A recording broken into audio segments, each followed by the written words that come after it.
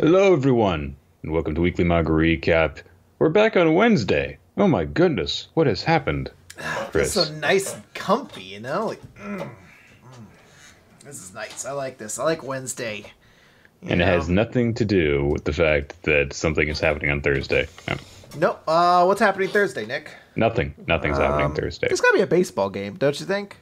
You would assume so. I think that during the baseball season, there's only like 1 or 2 days out of the entire season where there isn't a baseball game going on. Okay, so I typed in what's happening tomorrow, and I'm linked to an article from 2012. So I'm not sure if this is going to give us what we want.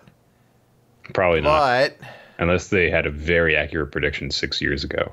they won't even let me read the article, you fuckers.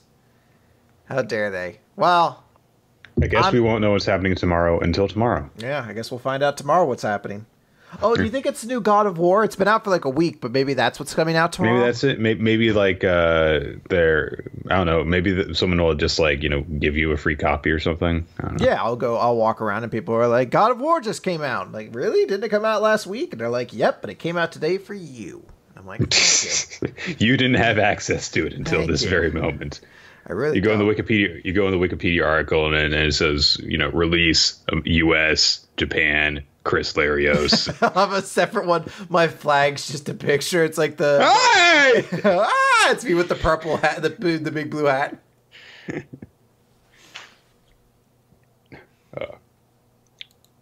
And if there is a movie that is coming out tomorrow, I hope that it's really good. So.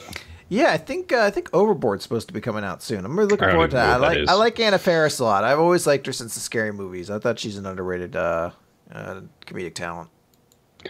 Pretty sure that those movies had a lot of good people in them. It was just that, the writing was lazy as fuck. So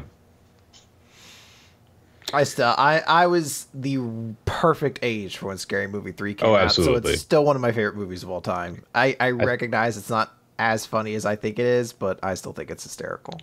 and those are the same ones who made Meet the Spartans. They're the ones. Or Yeah, is it a different group? I think it's the same producer guys, the ones who did Producers. Epic Movie and Disaster Movie, Disaster Movie, yeah, all that stuff. Yeah. I went and saw Meet the Spartans with a group of about 12 college freshmen. So that was also the appropriate age to see that movie. See, it's not Universal though, because I saw Date Movie by them, and I was like, oh, Date Movie was terrible. So I don't know. Well, the guy who directed it. Hold on, wait. Yeah, no, the guy who directed it was the same guy who did the Naked Gun movies and Airplane. Jesus Christ. So there's that. Step down. But Weiss and something. I don't know. We don't have time for this. I guess we need to get on to this. Happy Rusev Day, everybody. Yeah, tomorrow will be Rusev Day as well. Yeah. Yeah. So there you go. That must be it. Okay. We are going to talk about shoujo series. What makes you think it's shoujo, Nick? I'm pretty sure it's shoujo. Could be a very delicate shonen manga for boys. Might be. They care about girls and their bright red hair and the torn love that they have between two people. Let's see. It goes in the shoujo magazine, therefore it is shoujo. Damn! Fuck! I could buy it being a shonen, honestly. Yes. I could. It's Yona of the red hair, or Akatsuki no Yona. Yona of the Dawn, my mistake. Akatsuki, I get confused. Fucking, she's got red hair, and that's a big theme of the series. Yes. Let's see here. Okay, so there's this princess named Yona, and she is the daughter of this emperor who is a peaceful but apparently controversial man who gets, and she's living in basically, paradise with her 2 friends that she's known since childhood. Sonhak, who is her bodyguard, and Suwon, who is her cousin, but also a pretty boy that she's super in love with. And everyone thinks that Suwon is super great, but it turns out that he has his own ambitions and kills Yona's father in order to try to become the new king.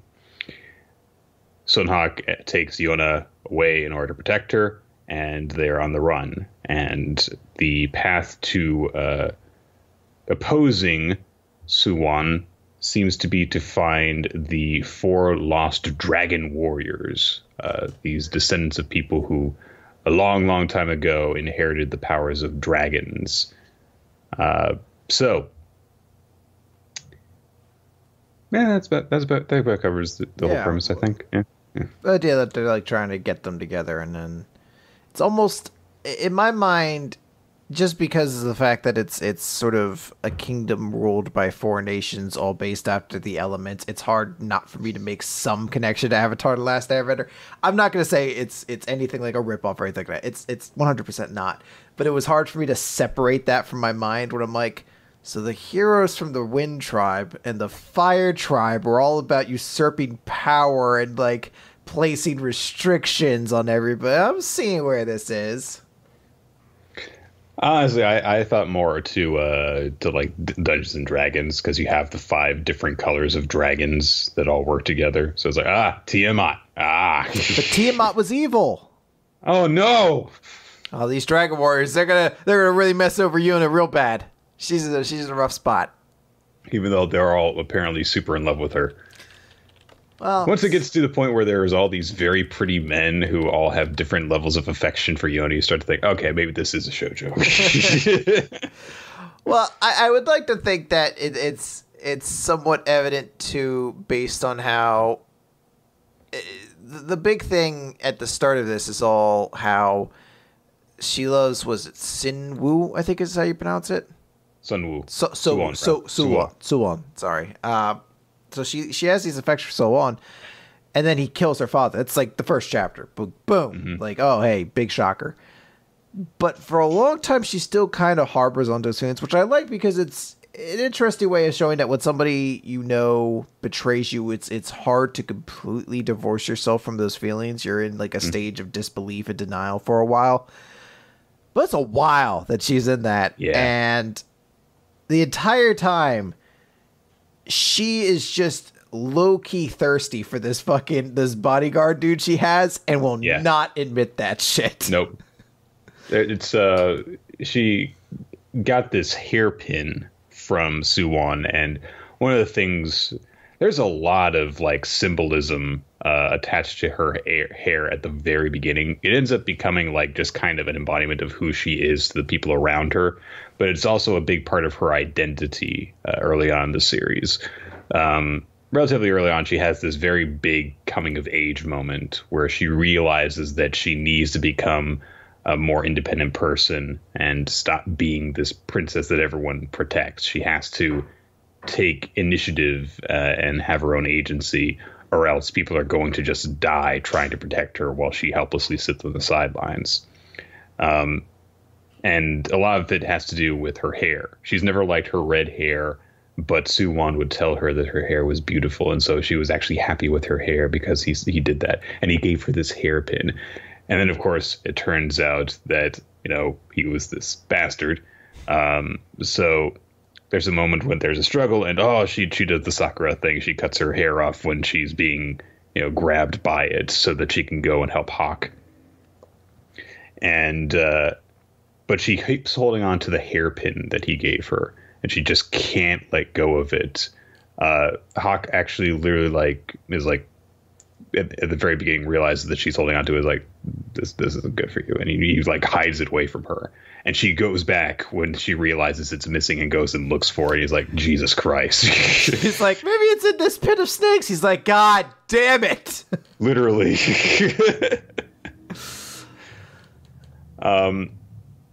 And yeah, after it becomes pretty obvious early on that she really, really, really cares about Hawk, but she thinks that it's like in a kind of big brother sort of way. For example, once they've gathered a few of the dragons, they go to this port town, and Hawk just randomly runs into the 3rd dragon. And so, they beat up some guys, and later on they meet up and they talk. And what's his freaking name? Jeha is like, hey, let's go and hide out somewhere so that we can actually talk about what happened. And so they decide to go to basically a brothel in order to hide in plain sight. And Hawk's like, are you sure this is a good idea? Won't we actually like stand out if we go here? He's like, no, it's a perfect hiding place. And then because the dragon warriors can sense each other's presence, Yona and a couple more of them come into the town, and they of course go straight to where the dragon warrior is, and they're like, hey, wait a minute, Hawk, what are you doing in a brothel? And all of the guys in the party are giving him shit over this. Like, how can you do this? How can you betray Yona like this? And she's like, I don't care. You know, Hawk's a guy. Sometimes he might have to go to places like this. She completely has no idea what anyone's... Well, she knows what's going on, but she has no idea why she thinks she should care about it. She's like, who cares? Come on, man. He's a guy. He can get his rocks off. I don't care. Yeah. Just don't take her home, man. So this was an interesting sort of series to me because in the very first couple chapters, I was initially pretty hesitant on this series because we've read shoujo romance manga before, and they're generally just not my cup of tea.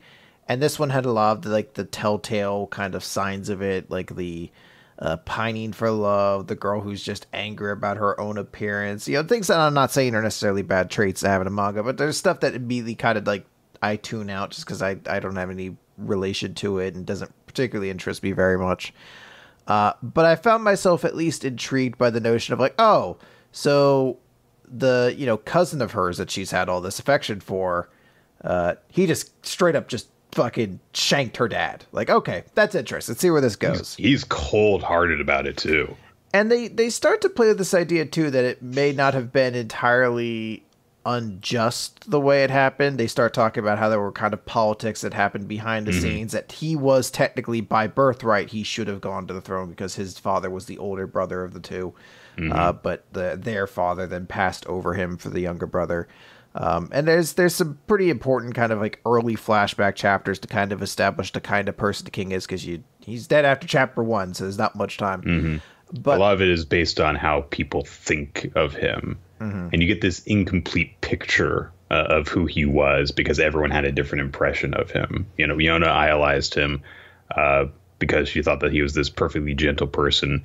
Hawk realized that he had this inner conviction because actually it's a really cool flashback that Hawk has, because he remembers when he stopped a fight by just grabbing the knife off of someone by the blade and pulling it away from him, and then just very calmly lecturing everyone. And then he walks away. His hand is just bleeding. He's hiding his injury behind his back. And I was like, that guy was a badass. But there's all these other people who hated him. yeah, So there's a lot of different views that you get. And they also talk about how he's been constantly like giving territories over to neighboring kingdoms and been putting their kingdom in risk. And as I mentioned, there's this, you know, complicated system where it's a kingdom made up of 5 tribes that all kind of have their own areas and things like that. So it was something that initially I was a little worried on, that it was just going to be like a love story in a romantic kingdom kind of setting. But like from the very kind of beginning, everything that they build up is taken away. Like the characters have essentially just been on the run since the beginning. They've been on a quest after a while, but the notion being that, you know, there is no secondary base. They haven't reclaimed the kingdom or anything like that. Like it's a complicated process. And I like that they were able to kind of put in something different, that it was essentially a story of, to a certain extent, not completely, but it is also like a story of becoming humble, because a large part of this too is Yona herself having to basically, you know, for lack of a better word that I can think of right now, man up and recognize that the kingdom and everyone around her needs her, not just as a ruler, but, you know, as a person. Like she needs to get her shit together, and she has some pretty big growth moments. This is one of the few times I think the personal haircut thing was relatively effectively well done, because she does actually show some real change after that. Although I will note, this isn't set in any real country or anything like that. It's this weird amalgam of like all Asian cultures, it feels like. And I've been trying, I'm sure something that somebody could explain to me is a real thing, but I'm having a hard time like expressing in my mind, like, yeah, there's a kingdom where people with red hair are considered ugly monsters. Because that's what she thinks of herself for so long. She's like, ugly red-headed monster. I'm like, I feel like every culture I've heard has been like, red hair is always like an exotic thing. Oh, she's 16. She probably thinks that because she doesn't fit that image of, the perfect Oriental princess, that she's, wrong in some way. True. So I think that's probably has to do with it. And it's not like, everyone around her is like, she's got red hair, kill her. Either they don't care or they think she has such lovely red hair. It's just something that she's very, self-conscious of. So, and I can get that, sometimes, you see a flaw in yourself that literally no one else sees or sees as a flaw. So Nick, my penis is too big. It's been an issue since the day I was born, and I hate it. I'm too handsome. I hate how enormous and enduring my penis is. I'm too sensitive a lover. I rock girls' worlds too much, Nick. It's always been my problem, and I wish I could fix it. Oh, man. So, yeah, basically, Yona and Hawk set out on this quest. I forget who exactly actually Oh, right, that's right. There's a priest that they're told to basically go see, who should be able to tell them what they can do in order to get Yona's kingdom back. And they go there and they go and see this priest. His adopted son, Yoon, ends up joining them. Yoon's this snarky little shit, basically, who ends up having this kind of pseudo sibling relationship with Yona. He's like, I think, the only guy who ends up joining the group who doesn't have some level of romantic interest in Yona, it feels like. And they go around and they have to go and find these dragon warriors, these people who have been gifted this apparently legendary power, which turns out very quickly to, yeah, that's real. That guy's hand turns into a giant claw. So yeah, dragons, cool. And they just start gathering them up and gather them pretty quickly, honestly. I was maybe not necessarily quickly, but it's just one after the other. Bam, we got that one. Let's go and find the next one. Bam, we got that one. Let's go find the next one. And each, there's just a little mini arcs where it's like, okay, we got the white dragon. We're going to get the blue dragon. We're going to get the green dragon, one after the other. And I was expecting that it would be kind of paced out a little bit, have like a little bit of time to get used to the group dynamic after each one was introduced, but no, it just runs through them.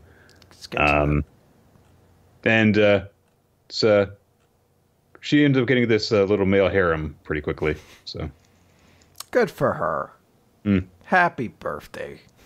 Including some ridiculously gorgeous looking guys.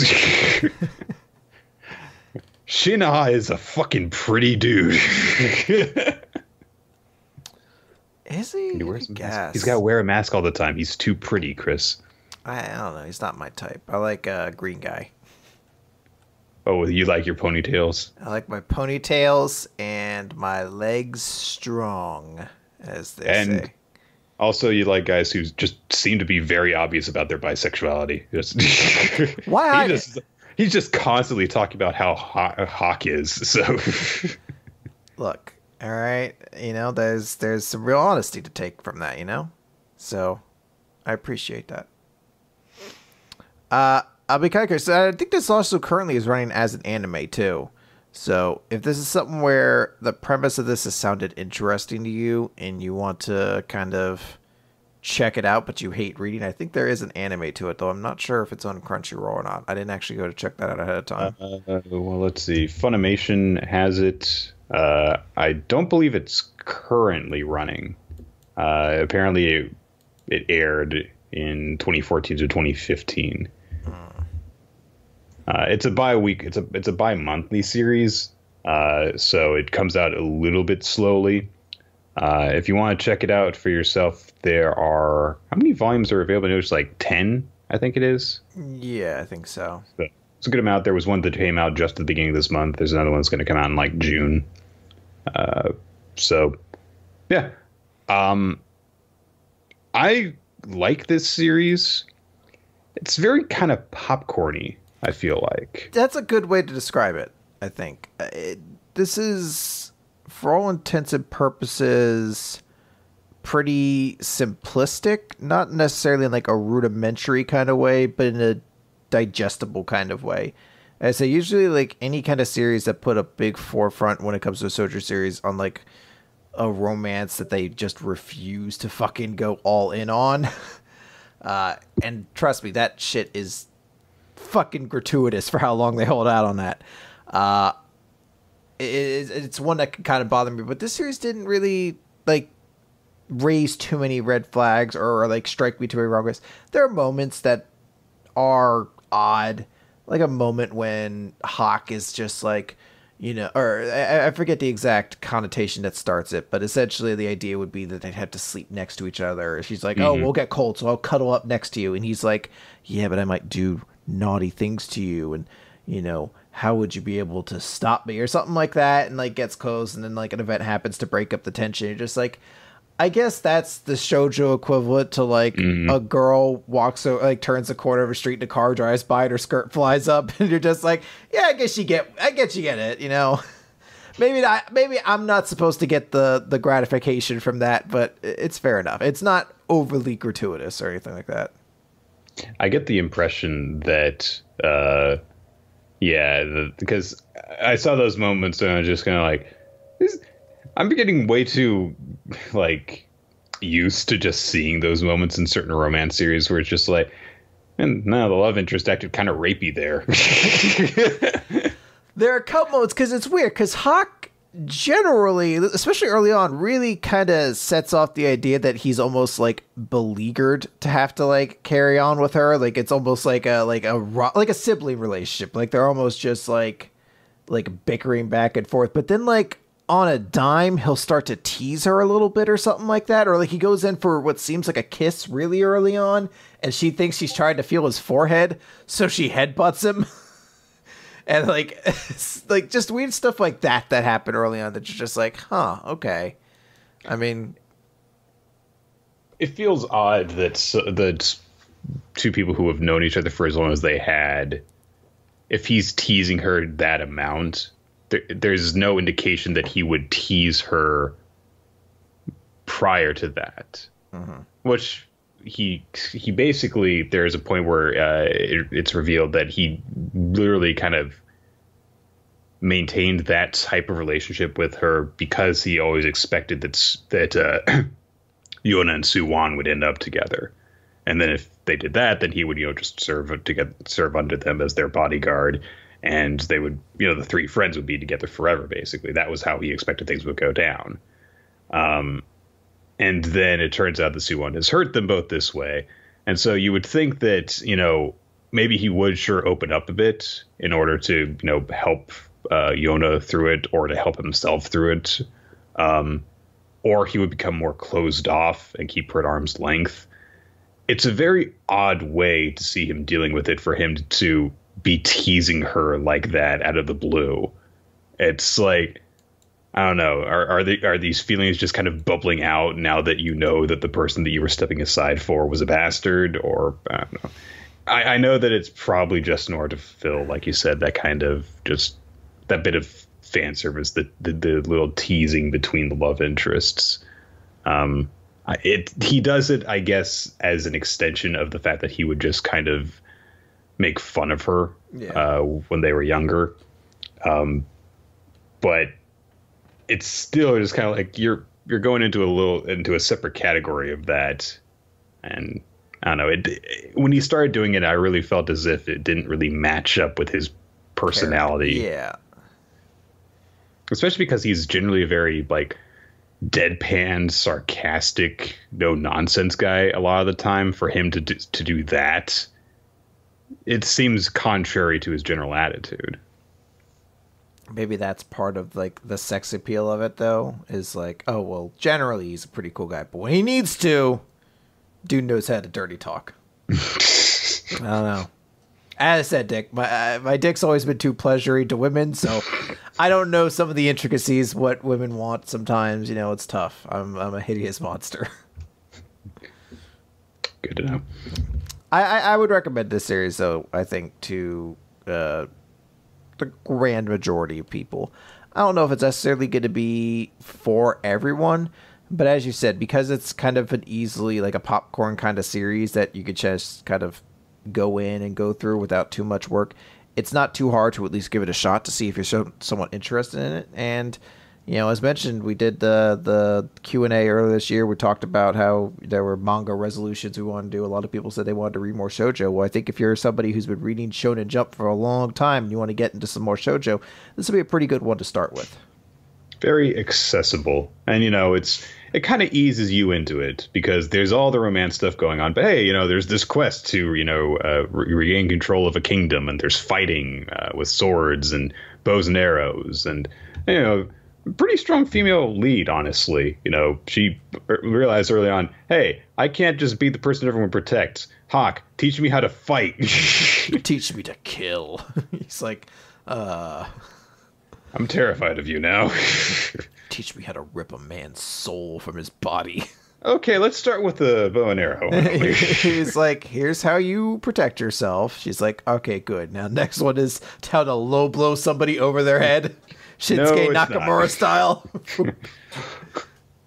He is my favorite now. I don't know if you heard anything about what happened last night on SmackDown. First off, they added angry Japanese singing to his theme song, which is amazing. But then, yeah, they have the main event, and of course they have a fight afterwards. And AJ Styles starts doing all of his new moves. He does the whole, you know, and when he tries to spin around and do his back fist, Nakamura's just like duck, low blow. I love just it. Keeps on hitting him in the dick. Well, I'm also just like, is that how he's going to lose in Saudi Arabia? Is he's just going to go for a that is what I'm gambling on. And they get he just get fed up and lose by DQ because he just won't stop punching AJ Styles in the dick. He's like, this is what I live for. Anyway. All right. On. Good stuff. Yeah. All right. Let's move on then. We are going to start the recap portion of Weekly Manga Recap now. We're going to kick things off as we normally do with My Hero Academia, Chapter 180, Unbeknownst. So, the fight with Gentle and Deku comes to a climax in this chapter.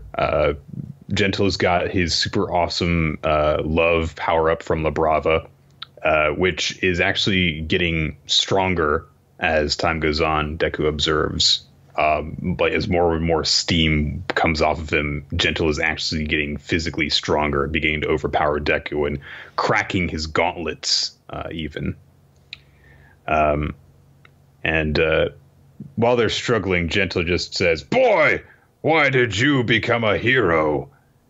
And Deku thinks over the stuff that's been happening while they've been fighting, about how, you know, Gentle has gotten this power boost because he's no longer just fighting for himself. He's also fighting for La Brava.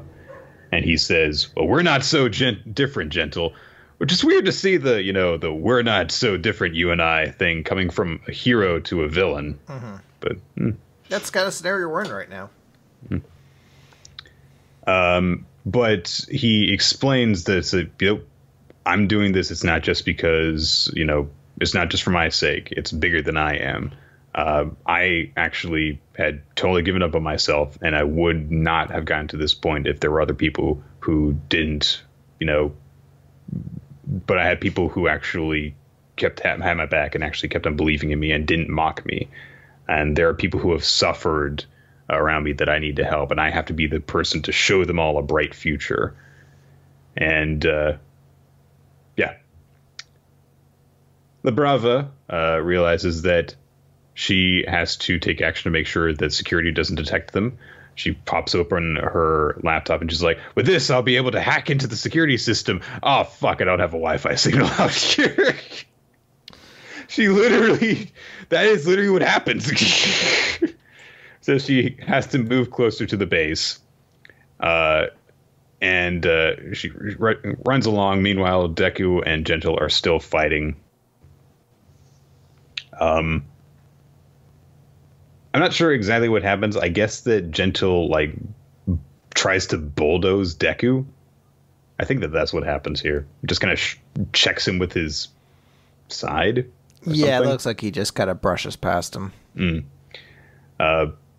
Gentle declares that says he has to finish this.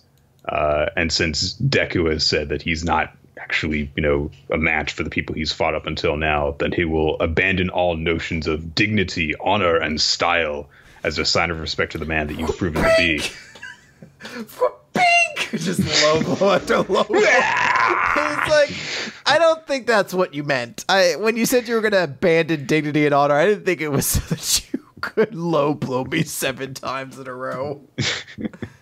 Why does he keep hitting me in the dick?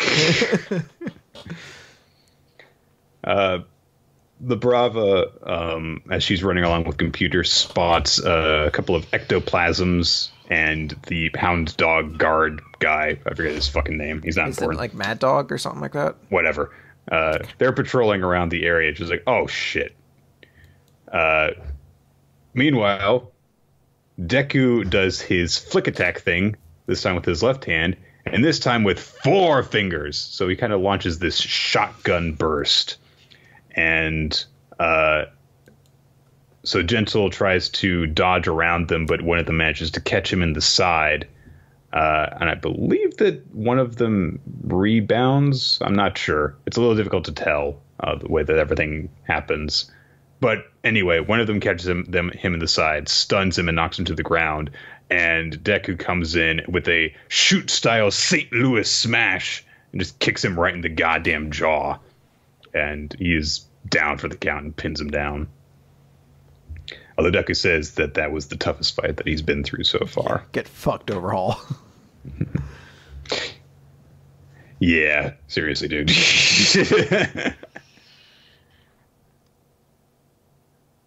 Did Night Eye get his arm ripped off in this fight, huh? You just imagine from beyond the grave. It's like, that was the toughest fight I've been through so far. Oh, good for you. All right, Deku, sure. Glad I'm fucking worthless.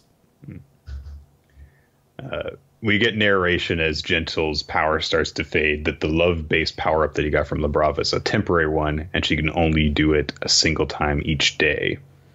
And he was hoping to use the quirk for the exit, and so now he can't get away. And La Brava is basically just broken at this point. She starts to cry massive goddamn tears and starts kind of doing that pointless pounding thing that little kids do on Deku. The sound effect is literally bop, bop, bop, bop, bop, bop, bop, bop, bop. And she's really upset because of all the work that Gentle put into this plan. He didn't even stop for his beloved tea breaks while planning it. Oh, he missed tea time. And she actually demands of Deku, where's our bright future, huh?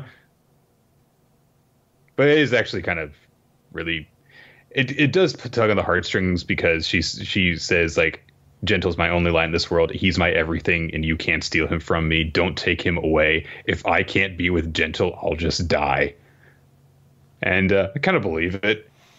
So Gentle realizes as she's doing this, like, I told her, to get away if need be, but I should have realized, from the moment that she began begging to help me with my plans, that she would never be happy escaping on her own. And it's my fault that she's in this position because I, accepted her help and I made her an accomplice. He admits that she helped him to find happiness too. But he realizes, okay, I can minimize this. She hasn't yet committed any real sin. So should the heroes catch us like this, they'll soon learn that La Brava assisted me in the battle. So let's pretend this battle never happened. And he just launches, I guess he makes his hands elastic so that he can knock Deku into the air. And he manages to knock him right into another elastic air pocket, just bounces him away. And Gentle's like, bye, Izuku Midoriya. This is for her sake. And then the ectoplasms and Mad Dog show up and he says, I surrender, UA, while he's hugging La Brava. Rebecca's like, "Hey, wait! Oh! My kill! He falls into The XP! like a dump truck driving by full of poop. Like, oh! It's like, why? Why couldn't I have just stayed there and explained the situation? So this is an interesting way for this to have ended. It ends rather kind of suddenly. It seems like he's not going to actually invade the festival, which is probably a good thing. We really would have to, at that point, be like, is the school ever going to take any real precautions into protecting itself? And like they keep saying, like, we can't let this happen again, and it keeps fucking happening. It's tough. This is really just sort of a very unexpected little kind of mini arc. And it's one that I enjoy greatly because I think the character of Gentle and LaBrava were kind of an interesting duo to put in.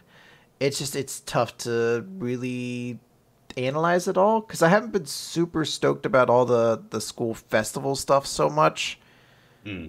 But I do definitely like that it led to something like this, which was a very, kind of unorthodox sort of arc for the hero's take, where it's a moment where Deku still gets to look like a hero, but it's because of him trying to help somebody who isn't just a complete monster. Like, this is somebody who in another light could probably be a hero. So I'll be kind of curious to see what comes from this.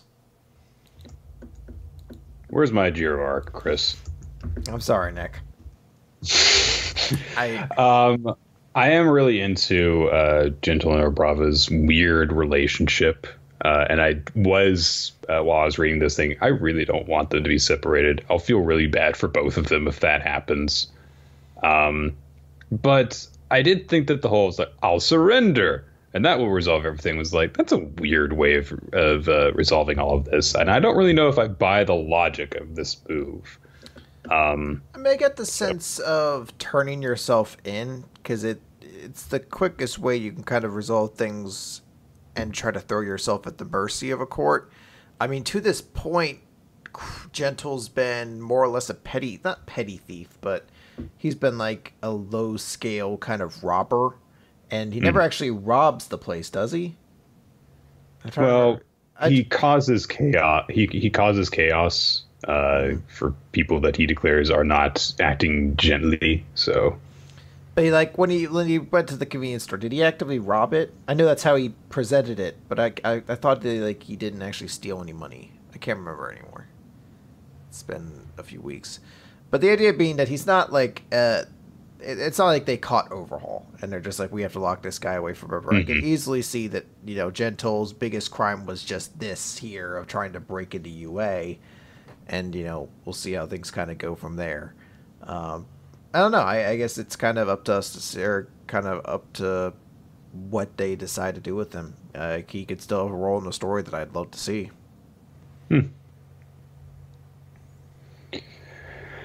Well, I guess we'll find out how that resolves. Probably get some insight into it in the next couple of chapters. Yeah, maybe Gentle will have to spend a week in the slammer. Who knows? Pay a fine. He gets stabbed, killed into the slammer. Like, oh, why? Dark. All right, let's move on then to Food Wars, Shokugeki no Soma, Chapter 260, Specialty Course Meal. So, Erina has finished her dish and plated it up for Azami and the other judges. It's everyone's like, oh my god, look at that awesome looking chicken. What is it? What kind of dish is it? And Erina says, this is the main dish of our 2-course meal. A chicken and egg rice bowl. I was like, are you sure? Want to take that one back?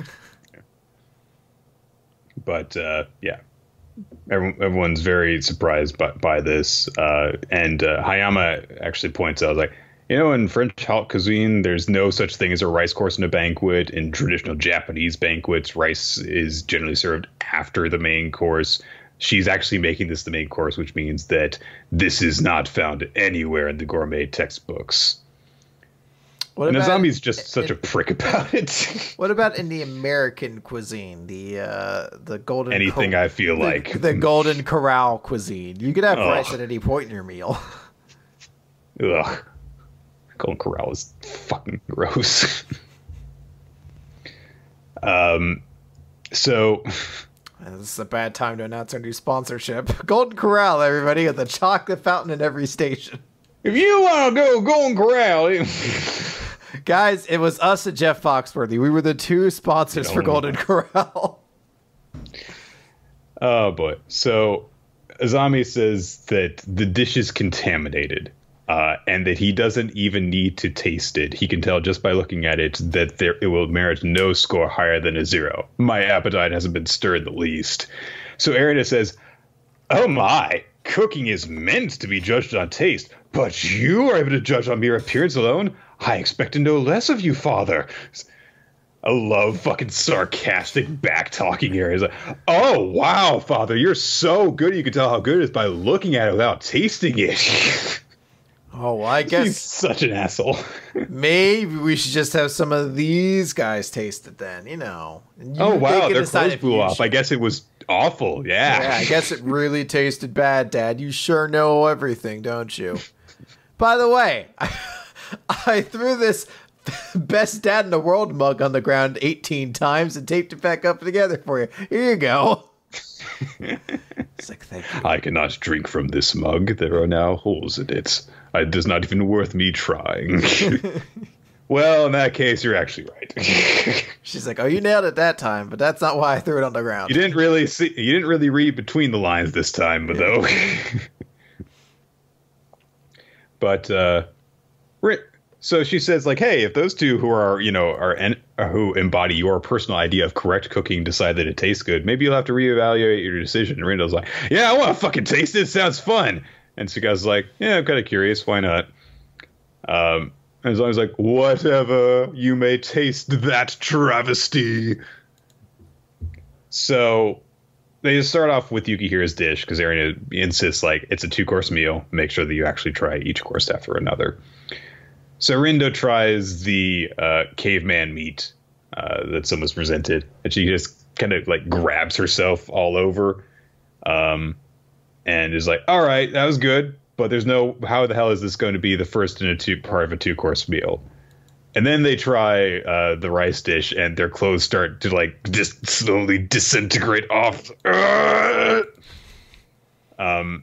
It's very good. There's a lot of explanation of how it's very good, but eventually they realize, like, hey, there's this weird thing that you did. What's this odd, wrapping around the chicken, the croûte, breading, whatever. Let's call it the crust. Let's be American. What's that weird stuff that's the crust? So Erina says that, yes, therein lies the greatest secret of my dish. Given the sudden adjustments to the original plan and my need to create an entirely different dish, the crust I had intended to use to wrap the chicken breast required 2 very specific additions. Those 2 ingredients were finely minced squid legs and peanut butter. What a goddamn callback. That's from like chapter 1 of this series. It has been brought back up a couple times. In fact, I think they brought it He's up. Always trying it. He's always trying it. I think they brought it back up like a week or 2 ago, too. But it finally worked. And I like the way they explained it that, yes, Summa's dish has always been complete garbage. but in my hands and with my divine tongue, I was able to take his ridiculous idea and transform it into elegant gourmet reality. Thanks. Well, like, I mean, he's just like, first you steal my happy to serve line, now you're taking my goddamn recipes. That's right. And then I'm gonna take your name, and then I'm going to be your father's son instead. She's like, this is getting weird now. Strange. She's like, I can wear your skin well. But yeah, outside. Besides that, Ishiki observes that Nikiri has really changed. And Azami's clearly not going to be happy about it. That the daughter he thought he had safely locked away in a cage has learned how to cook with a big, bright smile, one he has certainly never seen. It's a very backhanded remark right there too. You've never seen your own daughter smile. Go fuck yourself. It is actually an odd sight to see her like that. I'm glad for the emphasis that it's got. It's actually kind of the look of someone who's not used to smiling. You know, the way it's kind of crooked. Yeah, you could definitely read it that way. I think it's a very pleasant sight to see, this idea of her finally really fully breaking away from Azami and doing this, and how happy it's made her. Fuck you, Dad. I got a tattoo and a piercing in the same place. Oh. At the same time. That's just dangerous. It was very difficult and painful. That's just unhealthy. Fuck you. Rindo describes the experience of the dish as being like being at a live rock concert with different instruments, different voices, all blasting at high volume until that one miraculous second where it all comes together in one pure, powerful note. Once you taste that sound wave, it sucks you in and blows you away. So there's a sound wave blowing their clothes away, Chris, instead of taste. I like to think that this is literally a sweet guitar solo blowing their clothes off. Exactly. Take off your clothes. I'm trying to think what guitar solo would be fitting enough for this. I believe in a thing called Love has a good one. It's not the best. I'm gonna think on this. But it's a weird song for a weird dish. So. It is. That is true. And you know what? It fits with the video where like they're fighting space aliens on in their battleship. I think that's all you have to do is put in the Shokugeki no Soma cast and have their clothes come off at certain points, and then you'll be all set. Yeah. Maybe the Darkness is the perfect band for this. So everyone is super happy because it's like, oh my god, the first and second seats are completely speechless. So Azami's like, fine, I will try your little dish. But Erina says like, hold on, you see my dish isn't quite complete. It is yet to morph. Watch closely, for I am about to show you the true face of my specialty. She took every fucking thing from Soma, too. She's also like, I have a special... Oh, you took my transforming gimmick! What do you think's in the little saucer there, Chris? What was the first dish that her and Soma worked on together? Was it egg? That was the first one that... Not that they worked on together, but that they were against each other on. They weren't technically competing against each other, but yes, they were competing in the big breakfast serving thing. No, I'm thinking of what was the one that he did? He had to like make a dish to prove to her that he could make something good. It was like the first one. I think it was the one that was the transforming rice bowl. So there was rice, and then there was gelled meat that you would. Gelled meat cubes that when you poured them into the rice, they melted into it. Well, she said it's a egg and rice bowl, or egg and chicken bowl, and we didn't. I guess that's supposed to be the chicken, so that has to, I guess, be the rice, unless the rice is inside. I don't know how food works, Nick. I'm very scared and confused. I'm gonna assume it's maybe that kind of rice, though. Maybe that's what she mixed it with. Death One in the chat says, I use chicken juice to make the chicken stock. You even stole from Azon. Azami just like jaw drop. No one ever conceived of that before. Have we confirmed with every chef? No one's tried this before. Oh, hold on. Really? It was my idea, my original idea, that contributed to this new true gourmet that impressed Azami-sama. I get partial credit. So, it's interesting. As sort of shown, she's stolen Soma's kind of gimmick here with a transforming dish, and she's also improved upon his joke kind of food dish he was trying to perfect of squid legs and peanut butter. And it's very interesting because Food Wars has had an interesting sort of theme running throughout it, in the idea of individualism against following the best, example, self-expression against, I guess, I don't know what you want to call it, but the machine, quote unquote. I feel it's worth inspecting a little bit on what Erina is doing in some way, because I think you could easily explain it as her way of finding her own way to take on Soma's dishes. Since Soma's strategy for, throughout the series has oftentimes been to take what his opponent does and do something different on top of that, or do some kind of twist to that, or something along those kinds of lines. So I think it would definitely be interesting to see her kind of explore this idea that she potentially has just conquered the organization of everyone do this one thing exactly like this because that's the way to do it, by her being like, well, I took somebody else's idea and just did a twist on it, made it better. And so it was like, wait a minute, that's my thing. Stealing stuff from other people is my thing. I'll be curious to see, but I do like this. I like the callbacks to it. I like, Erina having this cool moment. I like the way she's just sassing fucking Azami up and down. It's a very satisfying kind of moment. All right. Yeah, I'm looking forward to the grand finale of all of this. I am very happy with the effects that this whole arc has had on Erina's character. If there have been pitfalls along the way, but that's the central focus, and so there you go. Right, let's do Dr. Stone. It's time to get stoned. Yeah, that.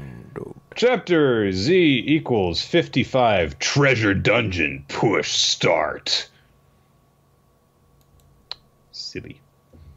So, Senku and Chrome are setting off with Magma to go and get some stuff to make tungsten so that they can do all their vacuum tubes and everything. And everyone's like, seems like a bad idea. And Magma's like, this is such a bad idea. I get to go and kill them. Ha ha.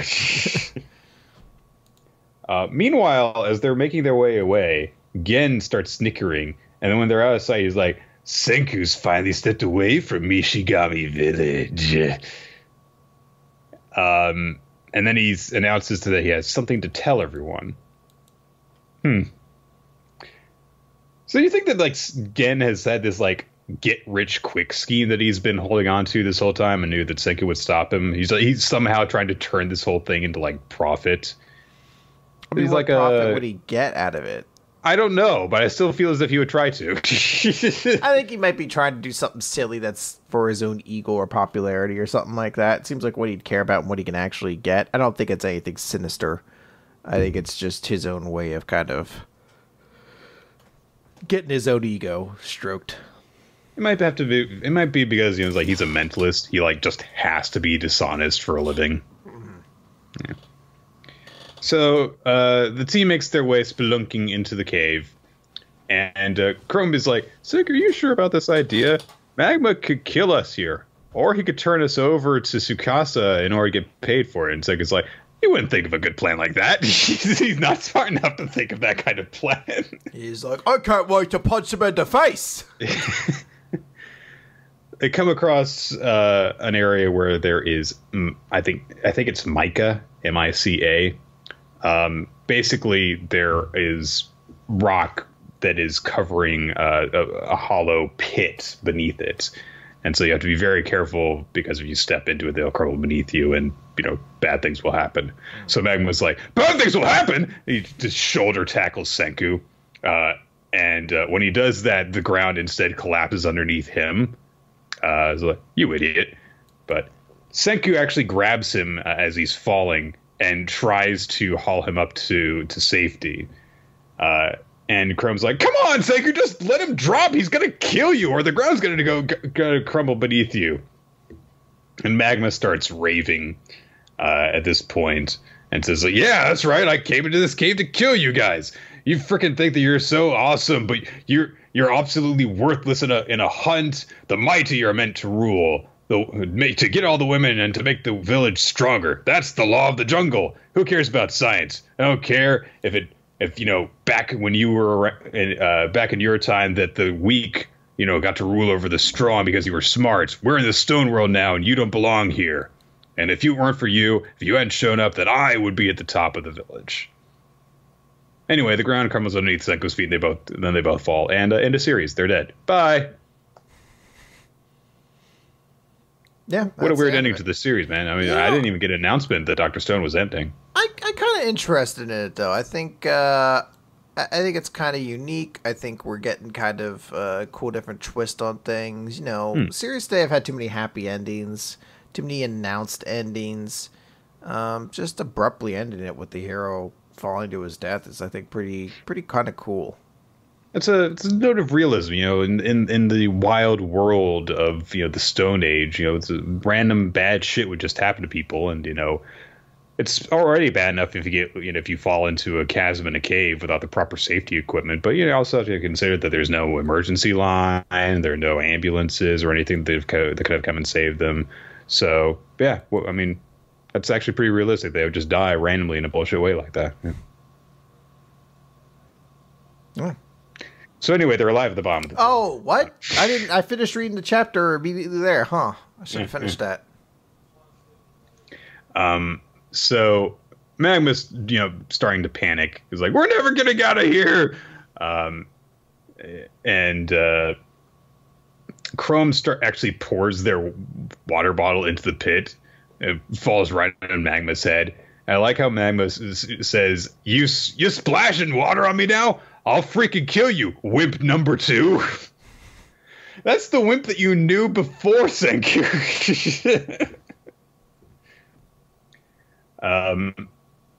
So Chrome actually says, like, "Well, you know, I'm just pouring water from the pool up here, and then, you know, I figured that the pit would eventually fill up with enough water that you could just swim out after it fills up." And Senku's like, "Actually, that's not a bad idea." And of course he's like, "The key to making this work is science." So he does some calculations in his head. He's like, "All right, if we do this, we'll have just enough time to get out before we die of hypothermia." So he tosses up some equipment to Chrome, or he has Magma tosses some equipment with his giant, huge arms. And tells him to start getting to work on something after he explains it to him. While Chrome is working on all this stuff and he's assembling bits of equipment together, Senku talks more to Magma, and he says, like, "Hey, you know, just because you think us wimps ruled over the meatheads like you in the old world, no, we divide up the work. In a scientific civilization, there are roles for the wimps and for the muscle-bound oafs. Even people without some special skill could always find a way to be useful. It's not about who's the boss or the top dog. We embraced our diversity because that's true strength. It wasn't the smart that ruled over the dumb. It was the rich who ruled over the poor." He doesn't add that in there. Nope. That's about what it was. So man was like, "I'm not here for your socialism being bullshit." Chief. So he raises a good point. It's like, okay, that's nice, no, but I wanted to be chief. But Senku says, "Hey, tell you what, I may have taken that position away from you, but in exchange, I've already shown you awesome stuff that you could never have hoped to see before. Stuff that took 2 million years of human cooperation to make. And there's plenty more that'll knock your socks off." So Magma is, you know, kind of left to just sit and think on this as water starts pouring into the pit. Basically, they came up with this kind of like vacuum system thing so that the tubing is sucking water out of the pool above and just pouring it directly into the pit below. But Senku's not the healthiest guy in the world, so he starts to get really cold really quickly. And Chrome starts like, he's not going to hold out. He'll die of the cold before he can actually climb out. So Magma's like, "Fine. Look, Ishigami Village was built on the water, and I'm the strongest guy there. So you hear me? I don't care if you're the boss, at least until we take that Tsukasa guy. But if the crap you show me ever gets boring, you're dead meat." And he does something impossible. This is literally impossible. In a series of science, Magma created the greatest miracle of them all. He defied gravity. He, with no leverage, just dolphin kicks Senku out of the water. Swims underneath Senku and then kicks off of nothing to launch Senku flying up and out of the pit. awesome, I guess. It's impossible, but well, it's a weird kind of angle for him too, because like Senku popping out like, yeah, like he's a fucking 90s cartoon character. Like if you just turned it sideways, you could make this new like Sega Genesis side scroller beat 'em up kind of game. It's Dr. Stone. You turn it on. It's time to get stoned. Get stoned. Rise from your stone. It's a weird way I think of also resolving the whole magma thing, which is just like, you'll get to see some cool stuff if you work with me. It's like, oh no. I feel like magma was very single-minded in the past, and I don't know if there's anything in... I get the idea, you know, it's like, okay, he was kind of worn down over the fact that, hey, you know, Senku was doing a lot of good for the village, and hey, check out this awesome katana that you got to use. But it's a little weird for him to go from, like, I want to kill you, to, it's like, all right, fine, I'll work with you. I like it. I think it makes sense. He's not completely on, like, the you're my best friend kind of train, but I do think there's a bit of a heart-to-heart there that they have. You know, with him kind of talking about that.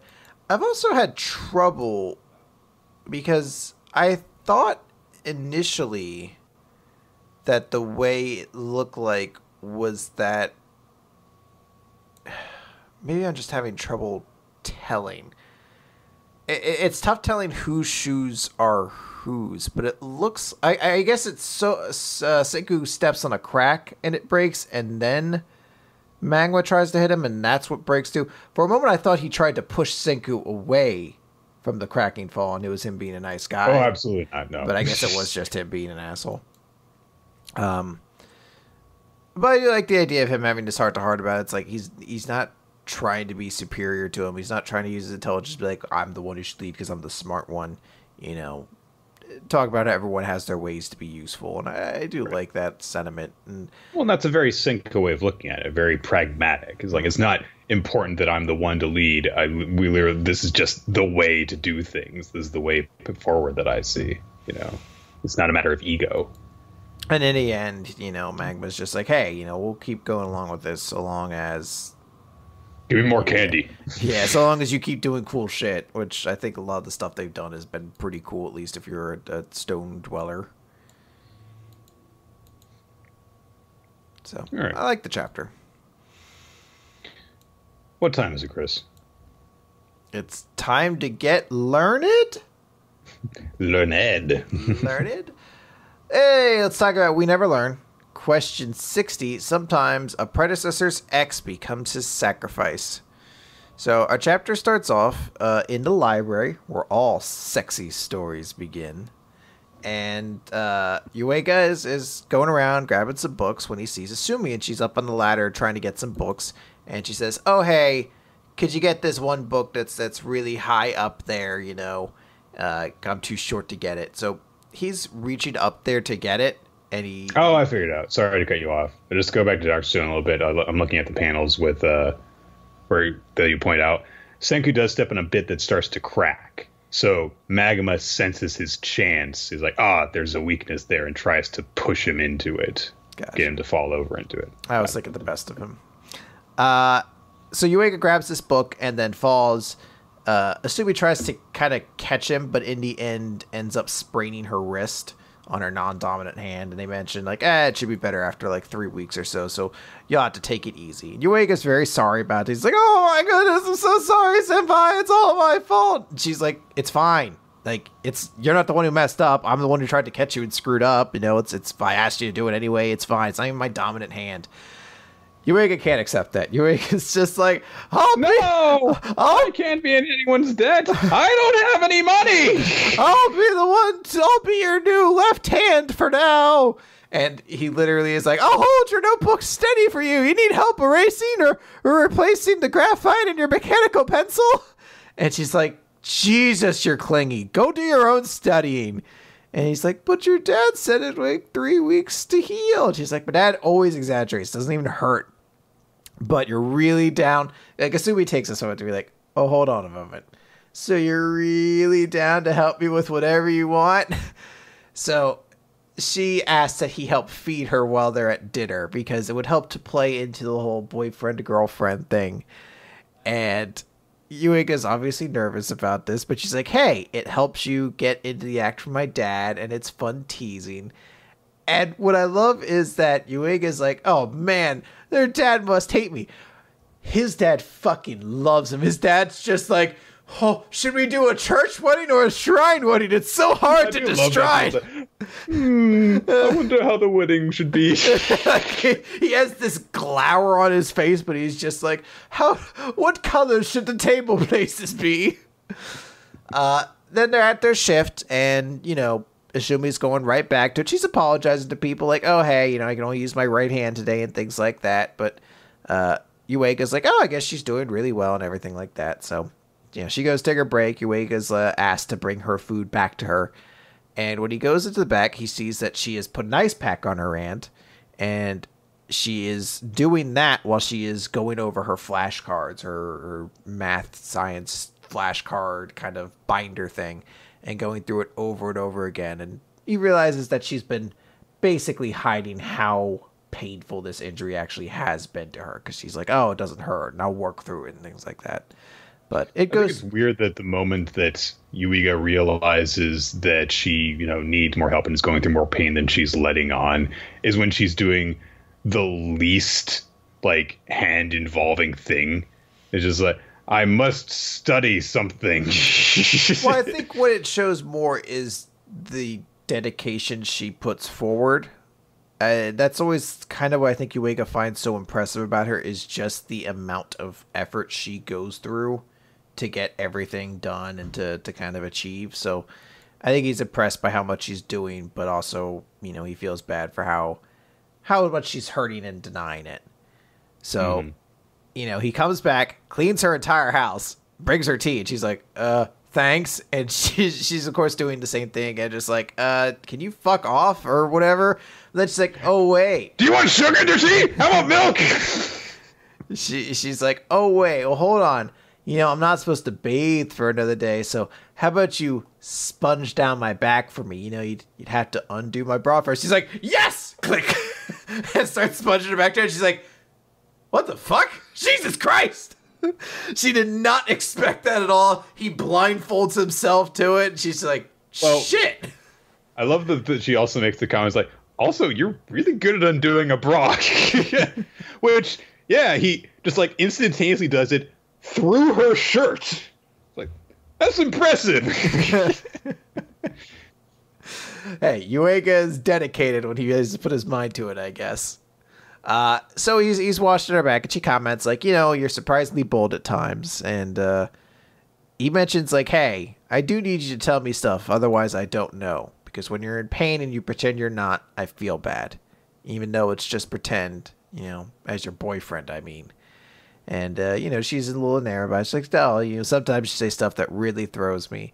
But then we cut down to her dad, and he hears the conversation from up there. So he hears, sorry, you mean like this? Ouch, it's too strong, dummy. I'm a girl. Be a little more delicate, would you? And he takes a sip of tea, and he puts it down, and he's like, I wonder if I'll be a grandfather soon.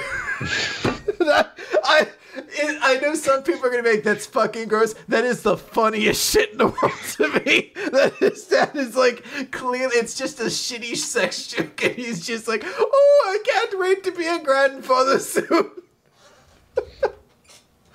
I don't know. I don't even remember if this was his character before this. It's just, it feels like he was super suspicious that their relationship wasn't real, but then happy with that she had one. This is a pretty big It's jump, a big though. leap, yeah, where I'm just like, he's all for this arrangement now. Teen pregnancy? That's fine with me. She's 19. Yeah, I like that it's just like, my 19-year-old daughter, I hope she's getting pregnant soon and we can have a wedding in a church. I don't want her to be a doctor anyway. Finally, the chapter ends with the rest of the group kind of getting together for some study times. Ashumi walks by and she just says, why are you so flustered? I really didn't mind it. How bold you were that night, sponge bath man. And he's like, don't call me that. It sounds like SpongeBob. And everyone else That's is just not what I would be most concerned with about that comment, but okay. Everyone else is like, what? Except for, of course, Fumino, who's like, sponge bath. Robot house. Chocolate. I like this chapter. I like.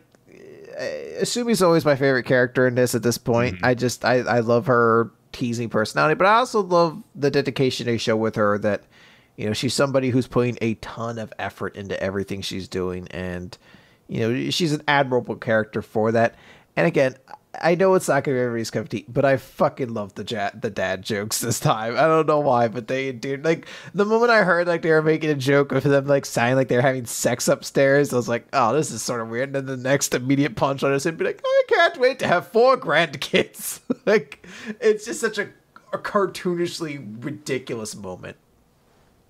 Yeah, I do like that, you know, there's of course the typical misinterpretations of like, it sounds like they're having sex, but he's just like, yeah, I get to be a granddad. I can't wait.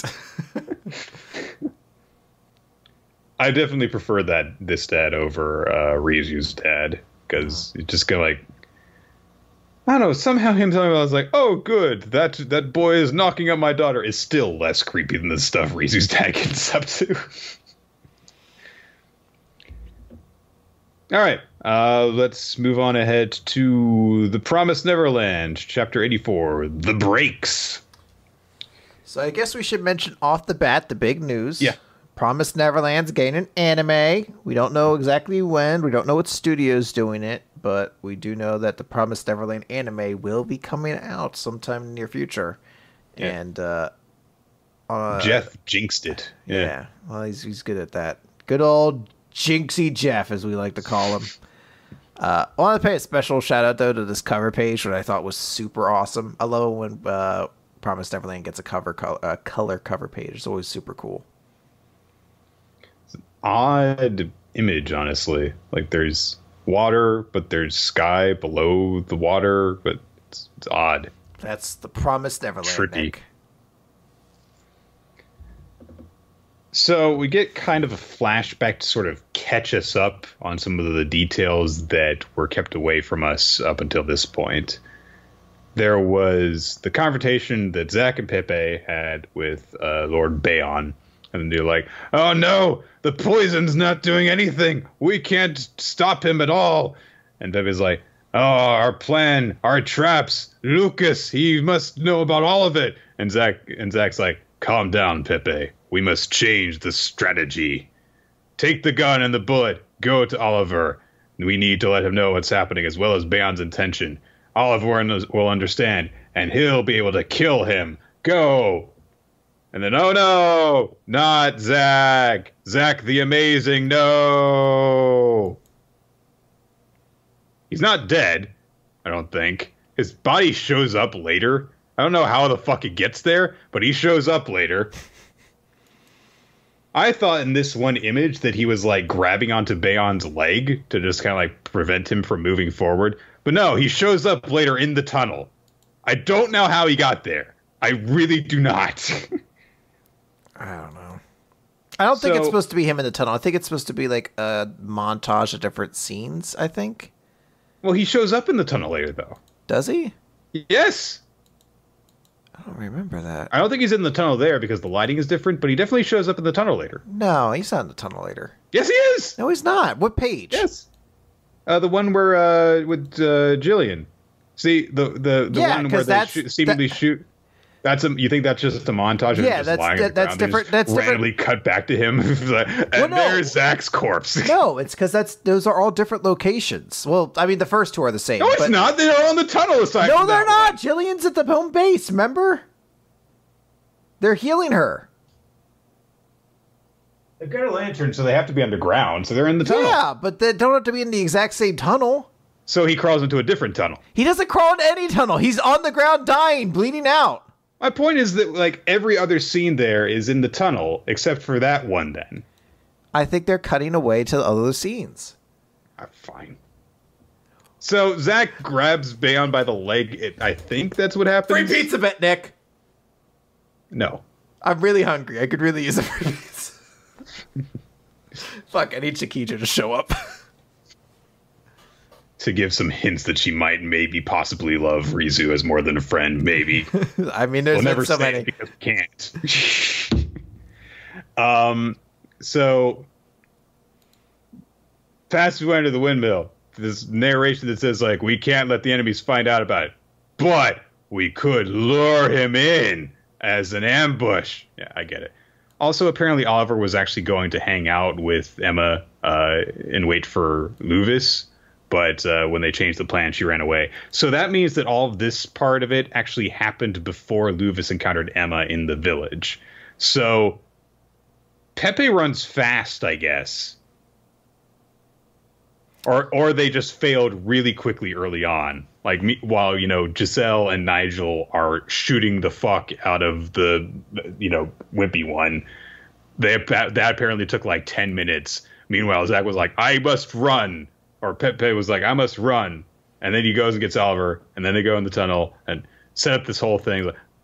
Very weird sequence of time. Anyway.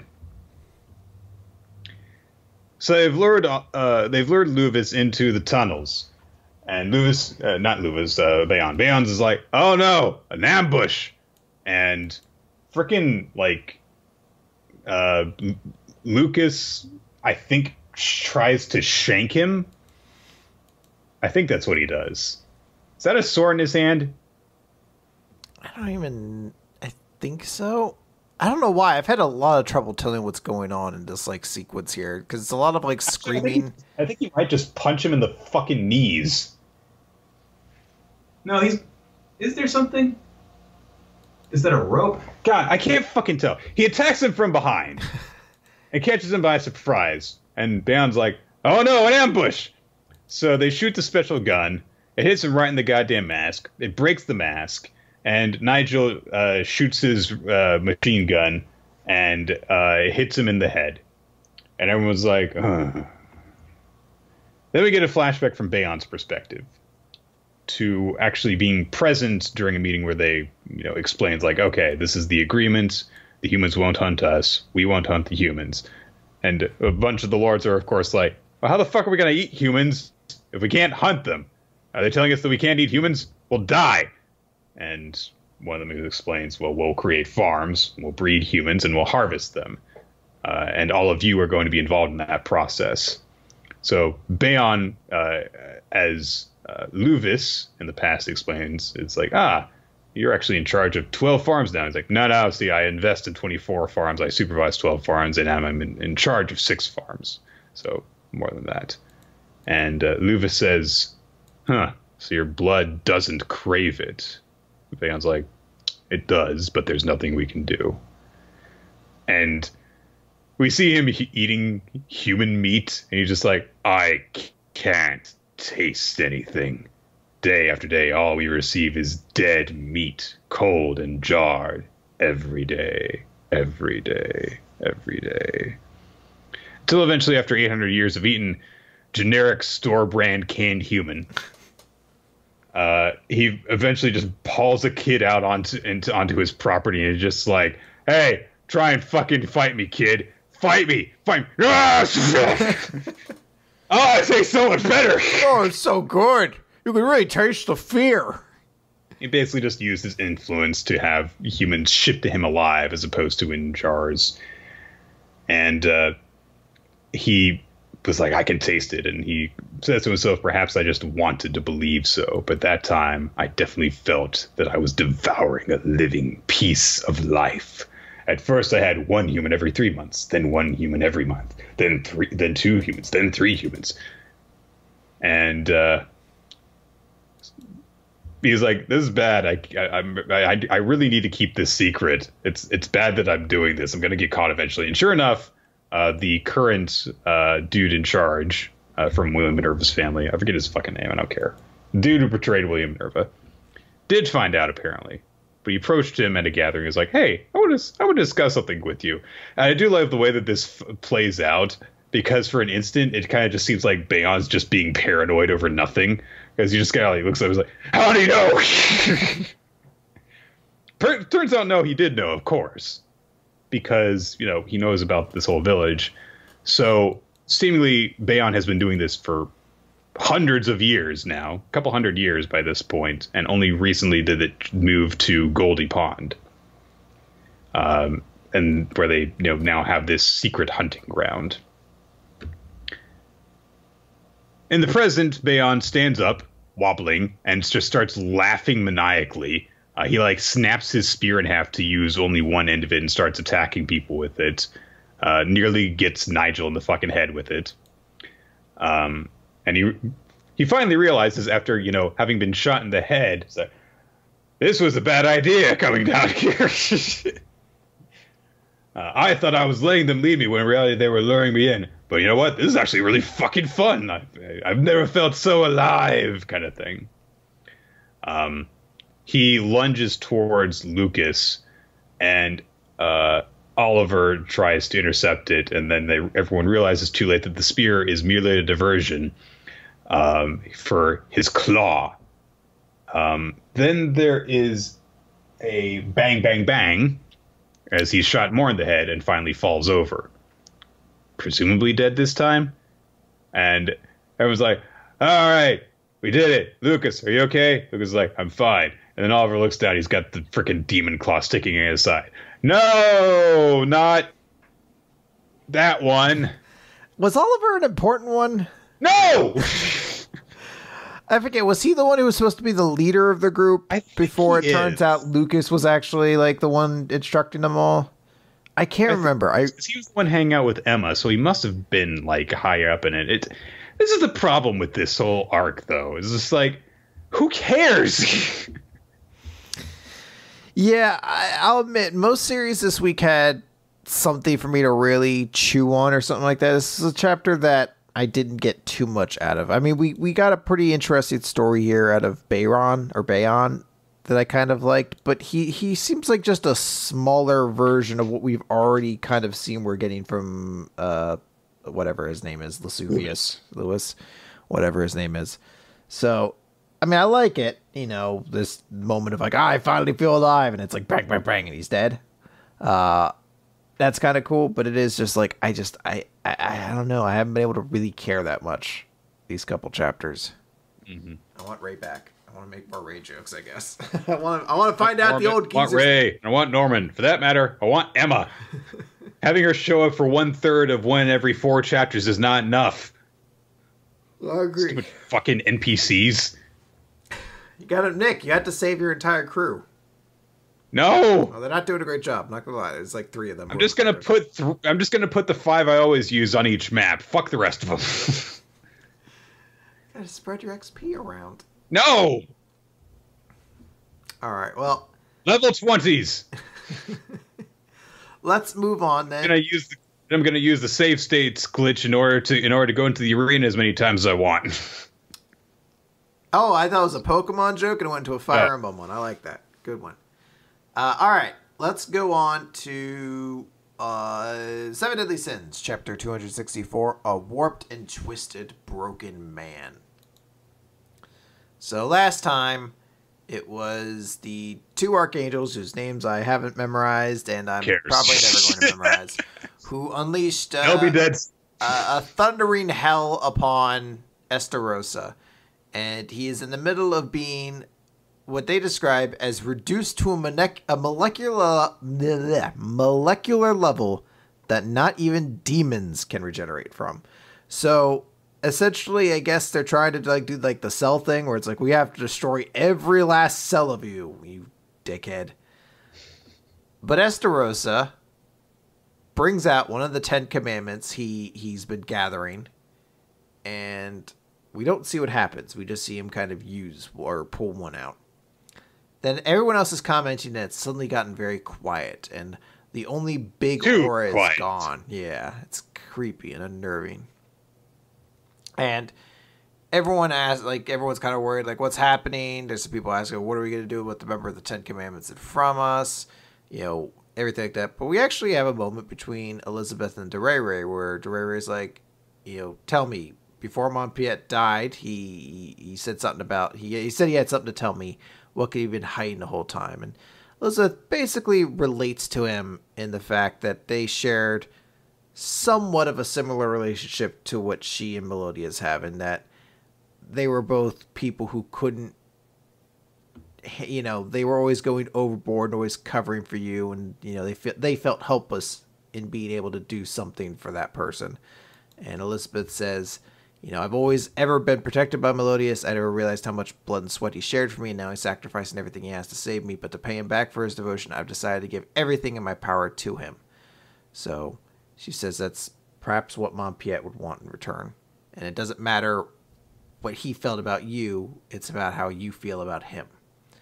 Then the Archangels return, and they're like, well, that didn't go well. And they're like, wait, what do you mean?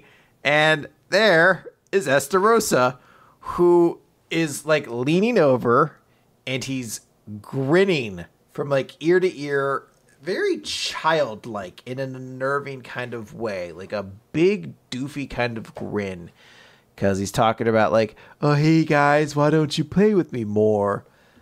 The Archangel said that it should have been impossible for him to escape unless he was the same power of them.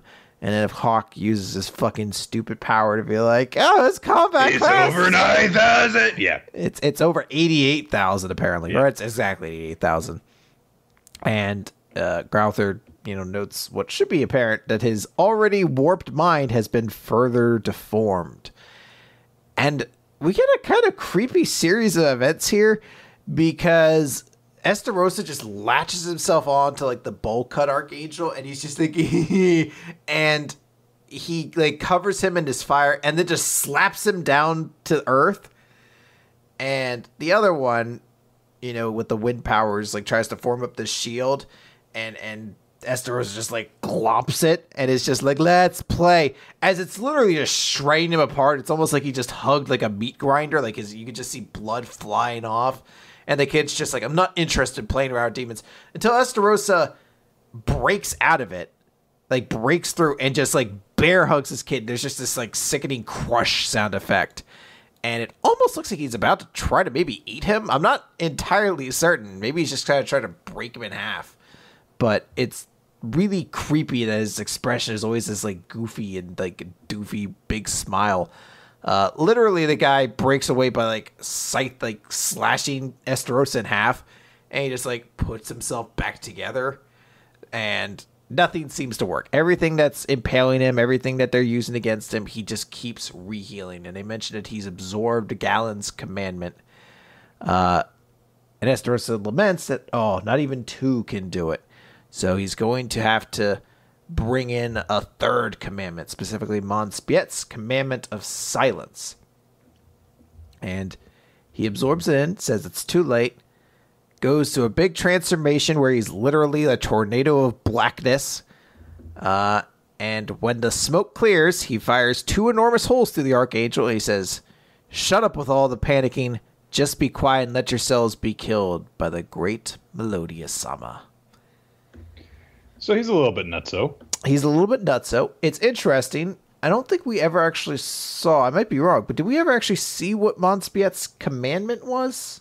I know he was fast and he had the trickery power, but I don't think that was his actual commandment, was it? No,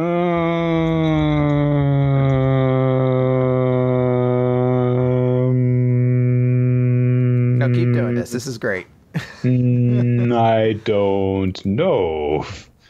I don't believe it is, because I'm curious why he'd think he's Melodius. Like, is that supposed to be that he's insane, or is that what the commandment is doing? Let's see here. Hellblaze, Ash Dragon,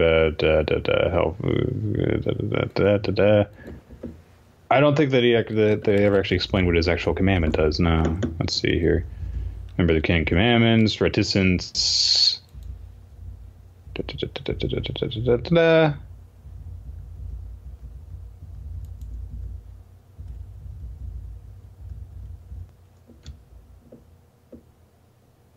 No, I don't think they've actually explained it yet. So there you go. I guess if we'll find out if there's any actual power to it that's perhaps being in use here, or what's going on with that. But yeah, I mean, it's definitely interesting. Estarossa continues to be a big threat, and I'm kind of glad that the two Archangel dudes are getting kind of just blasted apart with this point.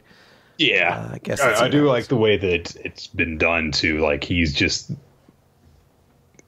he's just not, a solid thing anymore. He's just more dark energy than anything. And so that's why their abilities aren't affecting him. I get the impression that Estarossa is probably going to die at the end of this fight, just because it seems as though he's going to be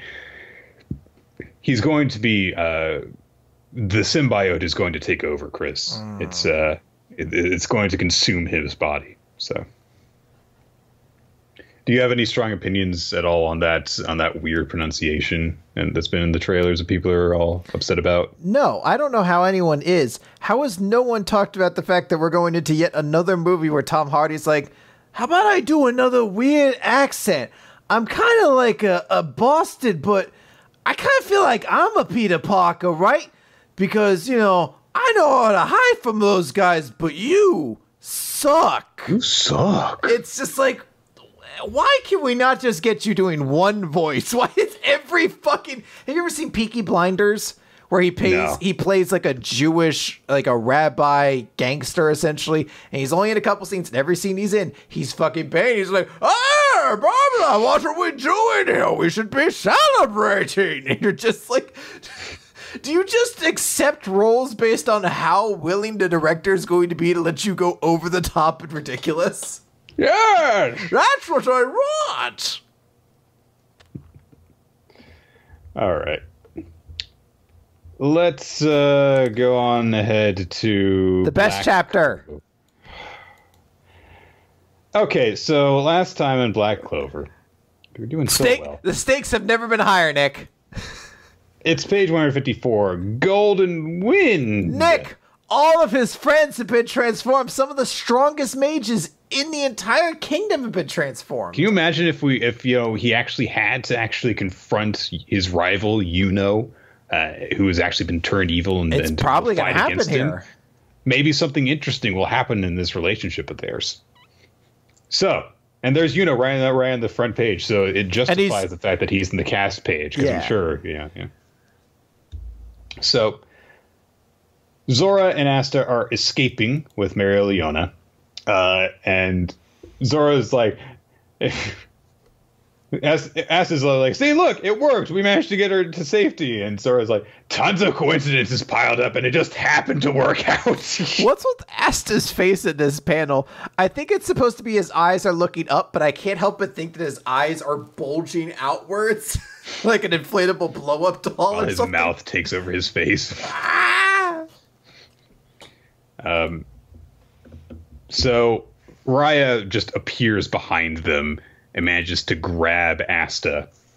So he's like, I'm not going to let you get away. Come with me. We're going to go and see Leash right now. Asta thinks about using his swords in order to cancel out Raya's spatial magic, but he doesn't have time. So instead, he just tosses Mario Leona to Zora and is like, get her out of here. I'll come back alive, I swear. So go home. And Zora is like, if you don't come back, I'll make you pay for it. So Sun.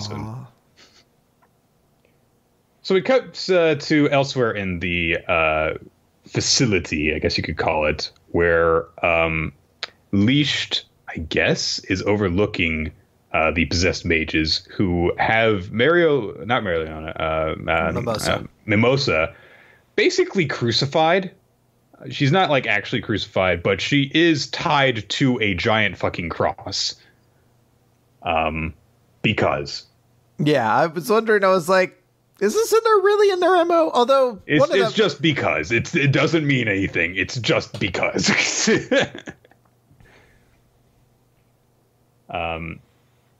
They're in particular focused on her because she is a royal, which means that makes sense. She is descended from the mage who fake Leash believes betrayed them. So. They do recognize, like, hey, that guy over there, he doesn't seem to have a clear sense of self yet. Should we do something about that? Nah, he'll come around to who he is soon enough. Then Raya just kind of like goes like, and just drops Asta down to the ground.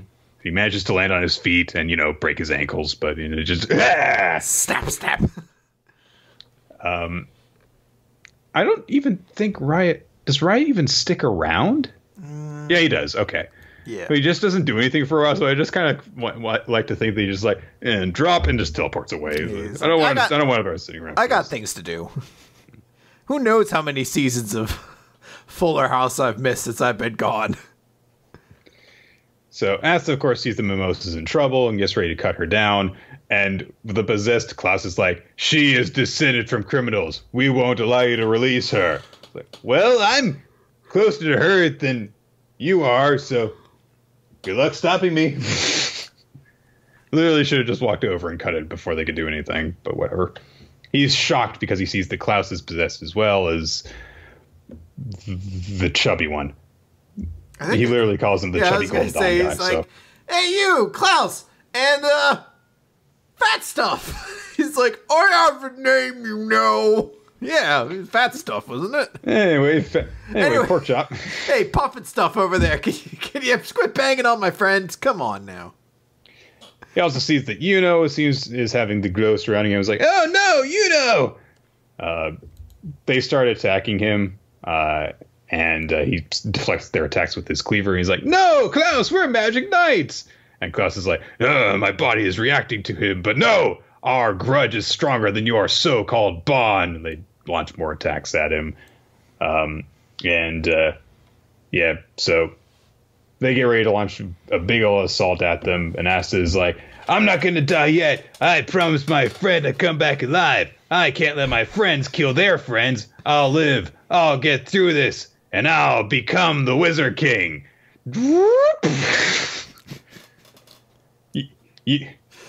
You have opened Uno.exe. Like hard reset complete. Let's finish the chapter first before we get into this. Wind magic blows up their attacks, and Yuno says, "What are you talking about, Asta? I'm the one who's going to be the Wizard King." And Yuno still has his elf ears and markings, but the glow is dissipated, and he seems to be back on Asta's side. Okay. So he's special, Chris. On one hand, I always could appreciate when a series tries something different. And similar to the way Hunter x Hunter and Toriko were kind of well popularized for the fact that they shirk like standard shonen trends, maybe some applause needs to be given for Black Clover to be like, hey, I know we really set it up for one way, but we're not going to follow that path. I would like to think that, except I know that this series isn't like trying to be like, it's not trying to deconstruct the shonen genre, because it is 100% on that train.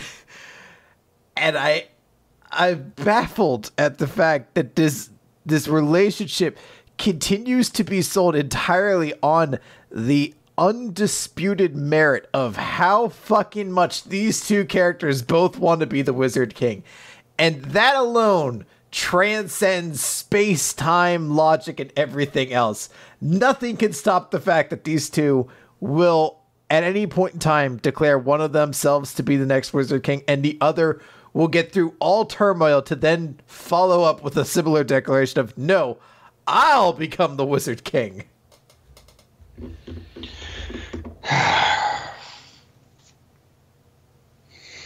It's dumb. I don't even know why you bothered, honestly. It just... Well, here's the thing. This may not be permanent. Maybe he still goes under the spell, because Leash is there. Maybe he can like force a stronger will onto it. But we've already shown all it takes for him to lose that will is for Asta to proclaim, I'm going to be the Wizard King.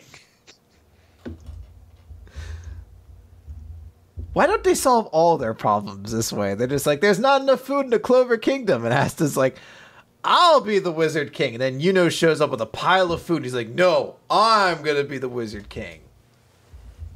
It seems to be the only condition that these two have that really places any kind of weight in their relationship.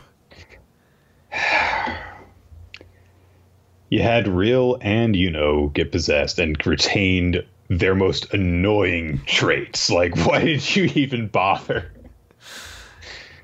Oh my god, sometimes there are decisions in this series that literally just seem like designed to annoy us. Like, he's just like, fuck those weekly manga recap assholes. How dare they not love every aspect of my series? I'm gonna put Rill in every fucking chapter from now on. He's gonna scream every time.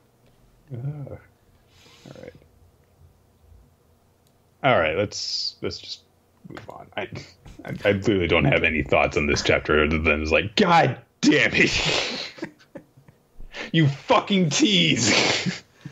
It's just, you thought that you made me think that Yuno might be cool for a second, and then he was like, didn't even bother with trying to offer a hint of it. He's just like, no, gonna be Wizard King. All right. So, One Piece. yes. Chapter 902. All right. One Piece chapter 902. End roll.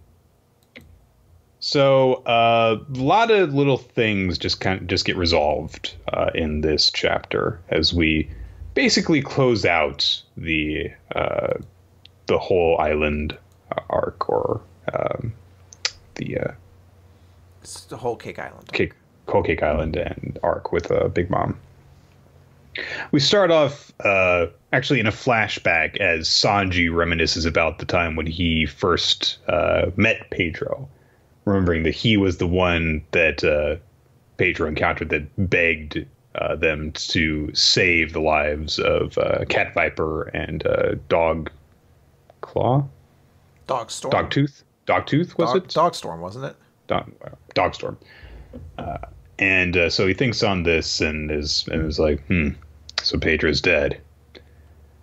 And that seems relatively conclusive at this point, just that them all taking this knowledge and to say, like, yeah, Pedro's dead. To think that maybe Pedro is dead. Which, you know, when you think about it, someone's been dying like every other arc in One Piece lately. So, you know, you had... the two agents in the Caesar Clown's arc.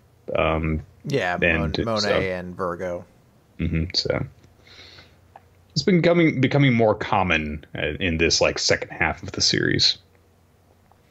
So Sanji, silently, is like, it's all because he, came back to help me. So he's feeling this sense of guilt over it. But Carrot comes up behind him and reaches up and pats him on the head.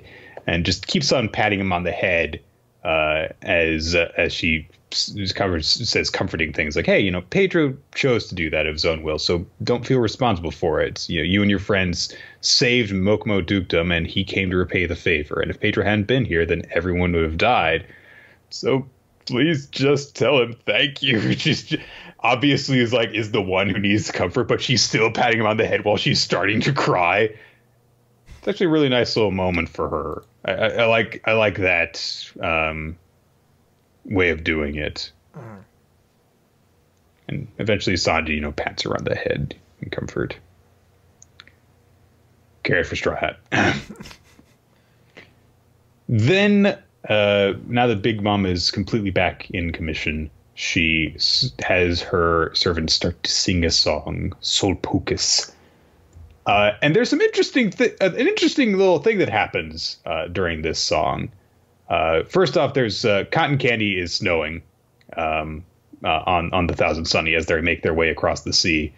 And everyone's kind of celebrating all of this. But one of the things that the Soul followers say is Greedy Mama's false plot was both devious and smart, matching fairy tale prince and princess fair in a sham that was meant to keep them apart.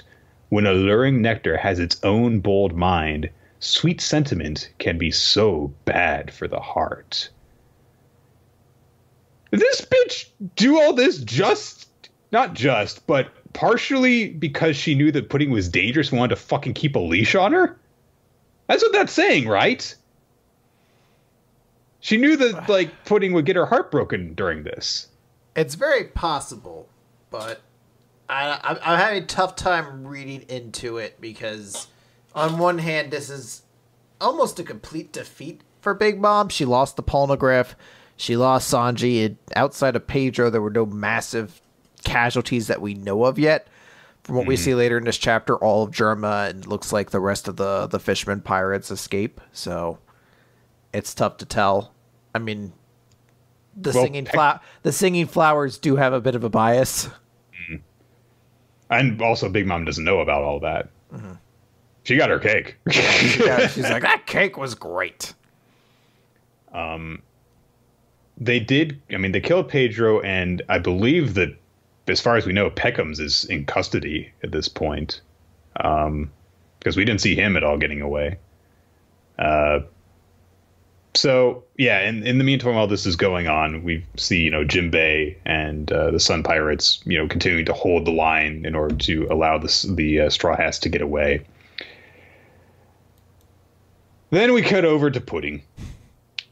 And Pudding, thinks back to that, to some of the stuff that's been happening with her over the course of the arc. For example, when Big Mom was like, oh, you're just my charming little doll, a little dolly to use as I like. And Pudding thinking to herself, I'm not your doll. When Sanji was like, let's get married, her thinking to herself, you'll just act like the others when you learn what I really am. And then, when she was mocking him, she was just thinking to herself, no one will ever fall in love with me because I'm a hideous, monstrous freak. And then, of course, when they got to the wedding and Sanji saw her third eye, he just thought that her eye was beautiful. And then we get clarification on what happened during that last meeting in the alleyway between them, which was that she wanted one last thing to kind of remember him by. And she took the cigarette out of his mouth, threw it on the ground, stamped it out. And she leaned in and gave him a kiss. That's flat up happened. Yes.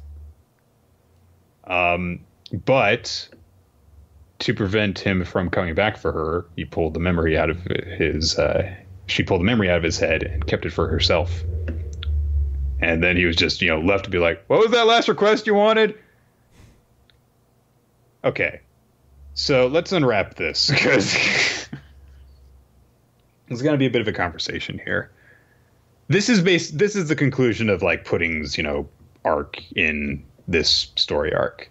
I get the impression that we're going to see her again, especially because Big Mom's not defeated and they're going to have to come across her again.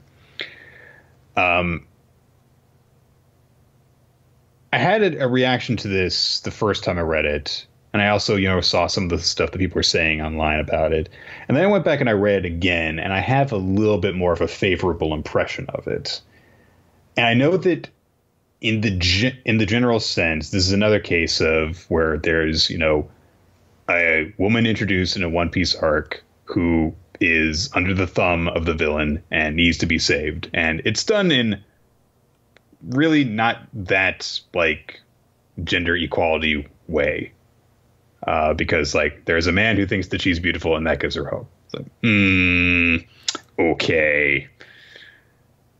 But at the same time, when you look at everything, all of frickin' Big Mom's children are terrified of her. There have been a few who have managed to get away from it, but there are a lot who want to leave but feel as though they can't. Even Katakuri gave that impression, when he told Luffy, hey, if you come back, will you defeat Big Mom? Because she rules over them with fucking fear. So I understand why she chose to do this. She couldn't just leave because she's terrified of what's going to happen because she's seen what's happened to a couple of her sisters when they did. So she realizes that she decides that she needs to stay behind, but also she can't let Sanji feel like he has to stay behind or else he'll be in danger. So, I mean, she's had a very compelling arc. I think I was right there with everybody else who were kind of rolling their eyes when Pudding went from being this villainous character with an edge to somebody who's like, "Oh, you love me?" And maybe that would have been a terrible character if Oda didn't follow through with that and actually create a whole story for her. I mean, This is one of the few instances of like real romance that One Piece has ever had. It's never been a series that particularly is focused on that. And it hits home in a certain way. Like it's a very sad moment of her crying over the literal memory of this moment she shared with Sanji that he doesn't remember anymore because she took that from him to protect him. It's very sad and bittersweet in a chapter that's full of similar moments to that. You know, we already mentioned like the Pedro moment just before that, and there's some more coming up too, where you're just like, wow, this is an arc with a lot of emotion, and Oda just has a very profound way of kind of wrapping things up in the end. Mm-hmm. And I think that one thing that I saw that was pointed out was that Katakuri has a lot of similarities to Pudding. You know, there's the facial deformity, there's the fear of Big Mom, but there is that difference in the way that they handle it that I think it stood out. And I do definitely see the issue with, like, it's this thing that we keep on noting on with One Piece, like, Oda needs to actually have less of a gender divide in what different characters get to do. I think that there's less of it, especially when you have, like, you know, one of the, you know, 4 most powerful pirates in the world be Big Mom, be a different kind of character in that regard. But it is getting a little bit frustrating. It's like every single arc, it seems that there is a woman who needs some sort of protection being introduced, like always. You know, there was Rebecca, who's introduced as a freaking gladiator, and she ends up being a damsel in distress. There's Shirahoshi, and she's just, you know, the escort mission. So I don't know. Maybe we'll get something different. And I think that there are different things being done. It's just like a general issue that needs to be addressed. More carrots. I know what you mean. I definitely understand what you mean.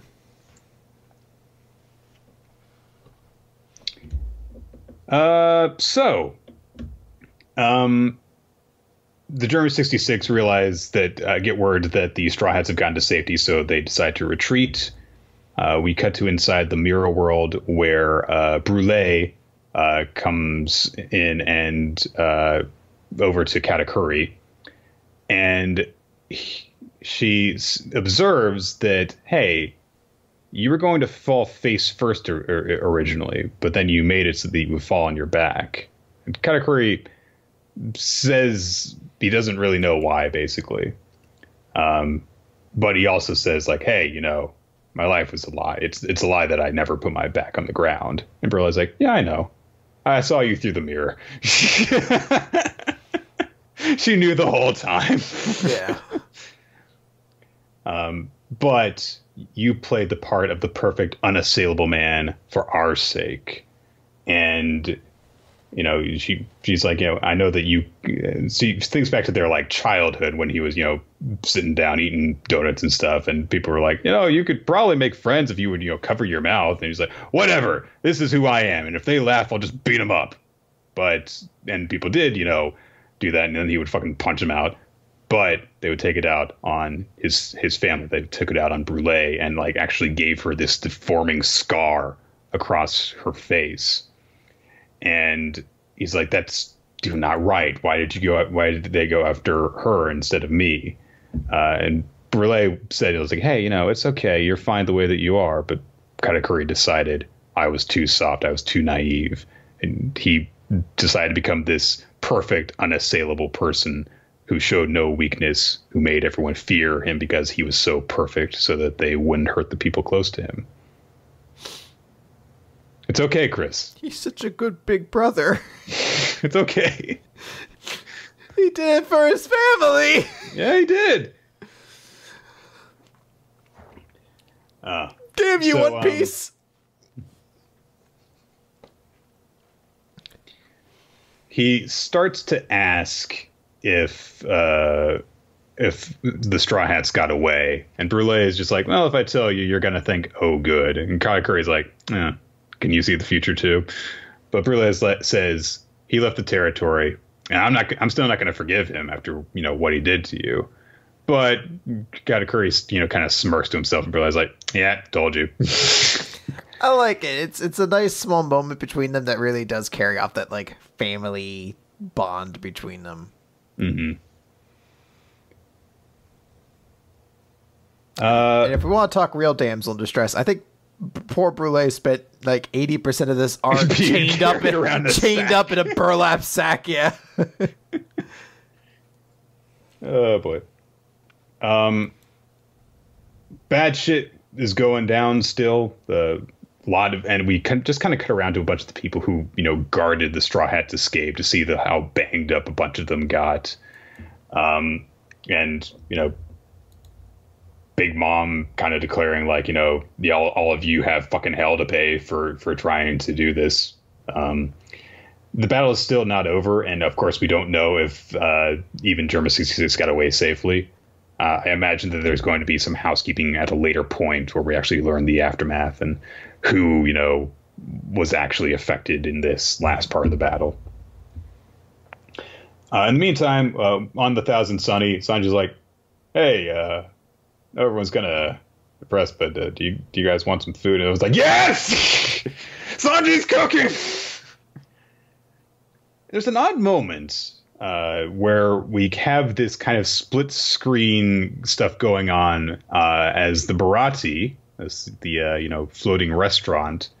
At the same time, he's preparing food for some rambunctious assholes who have come into the restaurant, and at the same time, both Zeph and Sanji are serving food to the people who need it. I do kind of wonder why exactly this was done. Maybe it's just, as a final echo of like, hey, remember this is Sanji's real family, or it's an echo there's to actually show something going on with him. Yeah, this entire arc has been about Sanji and his family, about the real family he had of the Vinsnooks and everything that went on with that. And as a closure to this arc that has been all about that, it's an echo to show that the real person Sanji has become is his father Zeph, in that they act exactly that same way. He's carrying on in his image. So it's a nice close off to that. I thought a really sweet kind of send off to that moment. So this seems to be the end of the arc then. What do you think? What did you think of it, Chris? Do you want to just like hold off and let it kind of gestate a little bit, or do you like have... I definitely like this arc a lot, and I think it actually probably worked a little bit better than Dressrosa, despite not having a fight against Big Mom herself. The fight against Katakuri was far more satisfying than even the fight against Doflamingo was. And I think it was, even though there was some hiccups there, it was still really tight towards the end, and the actual like escape for the Straw Hats was something new and different for them.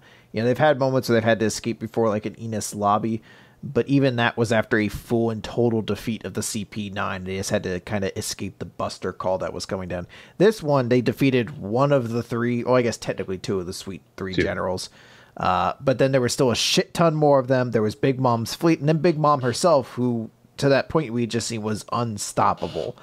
And it was all about kind of escaping from those odds. And they were, drastically bad odds. A lot of sacrifices had to be made. A lot of people had to show up. A lot of, superpowers had to be unveiled with like Shulong and all that sort of stuff. So it was a really cool arc. It was nice to get to see some characters get a chance to shine who haven't for a while. It's been a long time since it's happened, over a year now. But Brook still having that moment when he got the Polnograph like marking and had that big showdown with Big Mom. It's very cool to see those moments. I don't think it was a perfect arc. I don't think it could rank as high as like the CP9 and the Alabasta for me. But I think this has definitely been the best New World arc in my mind. I definitely agree on that point. It felt like a big One Piece arc, basically. It felt, like it had that scope that it should have. And I can think of several different arcs that I definitely enjoyed reading through more. I think I liked the Thriller arc more than this one, for example. And that was not my favorite arc. But yeah, I definitely was like, okay, this feels like it was satisfyingly large in scope. And also, a lot of different Straw Hats got to do stuff. It was big one for Sanji, but we also had moments for Brook and for Nami. And Chopper didn't really do shit. Chopper was around. Chopper was there. But we also got cool moments for Jinbei too, to really establish that he has a role within the crew that's going to come back to. It's very cool. I'm definitely digging it. All right, that is going to do it for Weekly Manga Recap this week. Let's declare our favorites for the week. Favorite chapter and MVP. What do you think, Chris? For my favorite chapter, I'm going to give it to One Piece. This was a big closure for this series and this arc.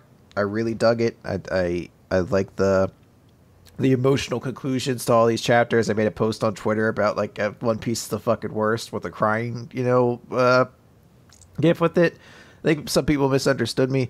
What I'm saying is One Piece is too fucking good for its own good at times when it just like it manipulates me so perfectly. Like anytime I'm even remotely satisfied with what I'm doing creatively, I read a really good chapter of One Piece like that and I'm just like, oh, this is shit. And I throw it off the table and burn it. I'm going to go with One Piece as well. When I read through this the first time, there was just so many moments that just hit me right in the heart. Just when you think about it, this was a very trying arc for a lot of characters. And it was nice to have that moment of reflection for all of them. I think that was what really got it for me. For MVP, I want to give it to Sanji because this was his arc and he has a cool moment there at the end. But MVP is kind of somebody who surprises us, and I think more than anybody, I was really, really surprised me this week. No, I'm going to give it to Pudding because she really surprised me in that moment of having that much emotion that I was able to connect to so strongly. For a character who, and you can go back, I'm not trying to hide this, I was not crazy on for a while, and, at the end of it, Oda told a really interesting and, well-executed story with her that, by the end had me sad. I was feeling for her. I was like, oh, this is awful. The heartbreak she had, this stolen memory she's taken from Sanji is just that perfect kind of One Piece Oda style of like, hey, I'm implementing mechanics and narrative so effortlessly. It's great. I am going to go with La Brava. Okay. Because just that, freak out where she, said like I will have nothing left really, really hit me really hard. So, yeah, no, I totally get it. There were a lot of actually really good options this week in terms of like MVPs and characters and everything like that. So I totally agree. All right, we're going to wrap things up here now. Thank you everyone for joining us for Weekly Manga Recap. We tend to record the show. We moved it back from Thursdays to Wednesdays this week.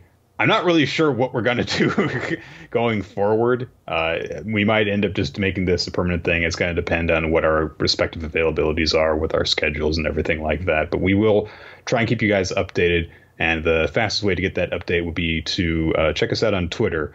The official podcast account is at WMR Podcast, and your hosts are at Royalty and at not Wire of Time anymore, at Nick F Time. God damn it. For the first time I've made that fucking screw up. It's been like 4 fucking months now. Check out our past episodes on weeklymangarecap.podbean.com, as well as on our YouTube channel and on iTunes. And if you do that, be sure to leave a comment, leave a rating, subscribe to us so that you can help us with the algorithms and defeat the woodworking podcast and become kings of the hobby section. Special thanks go out to our Patreon supporters. Your support allows us to create all sorts of bonus content for you guys to enjoy, and we appreciate every little bit of help that you give us. Absolutely. Special thanks as well go to Steve Man, our title card artist. You can talk about his work in a bunch of different places, including his own Patreon, as well as to Infamous Planet for the little stuff that you do. And if you have stuff that you want to send us, if you want to send us feedback, if you want to ask us a question for a Q&A episode, or if you want to suggest a manga for us to read, you can send all that stuff via email to weeklymangarecap@yahoo.com. And speaking of recommendations, the one that we're going to start working on is going to be one that comes to us from Diego, recommending a manga called The Shiori Experience, Jimi wa Watashi to Hen Naoji-san.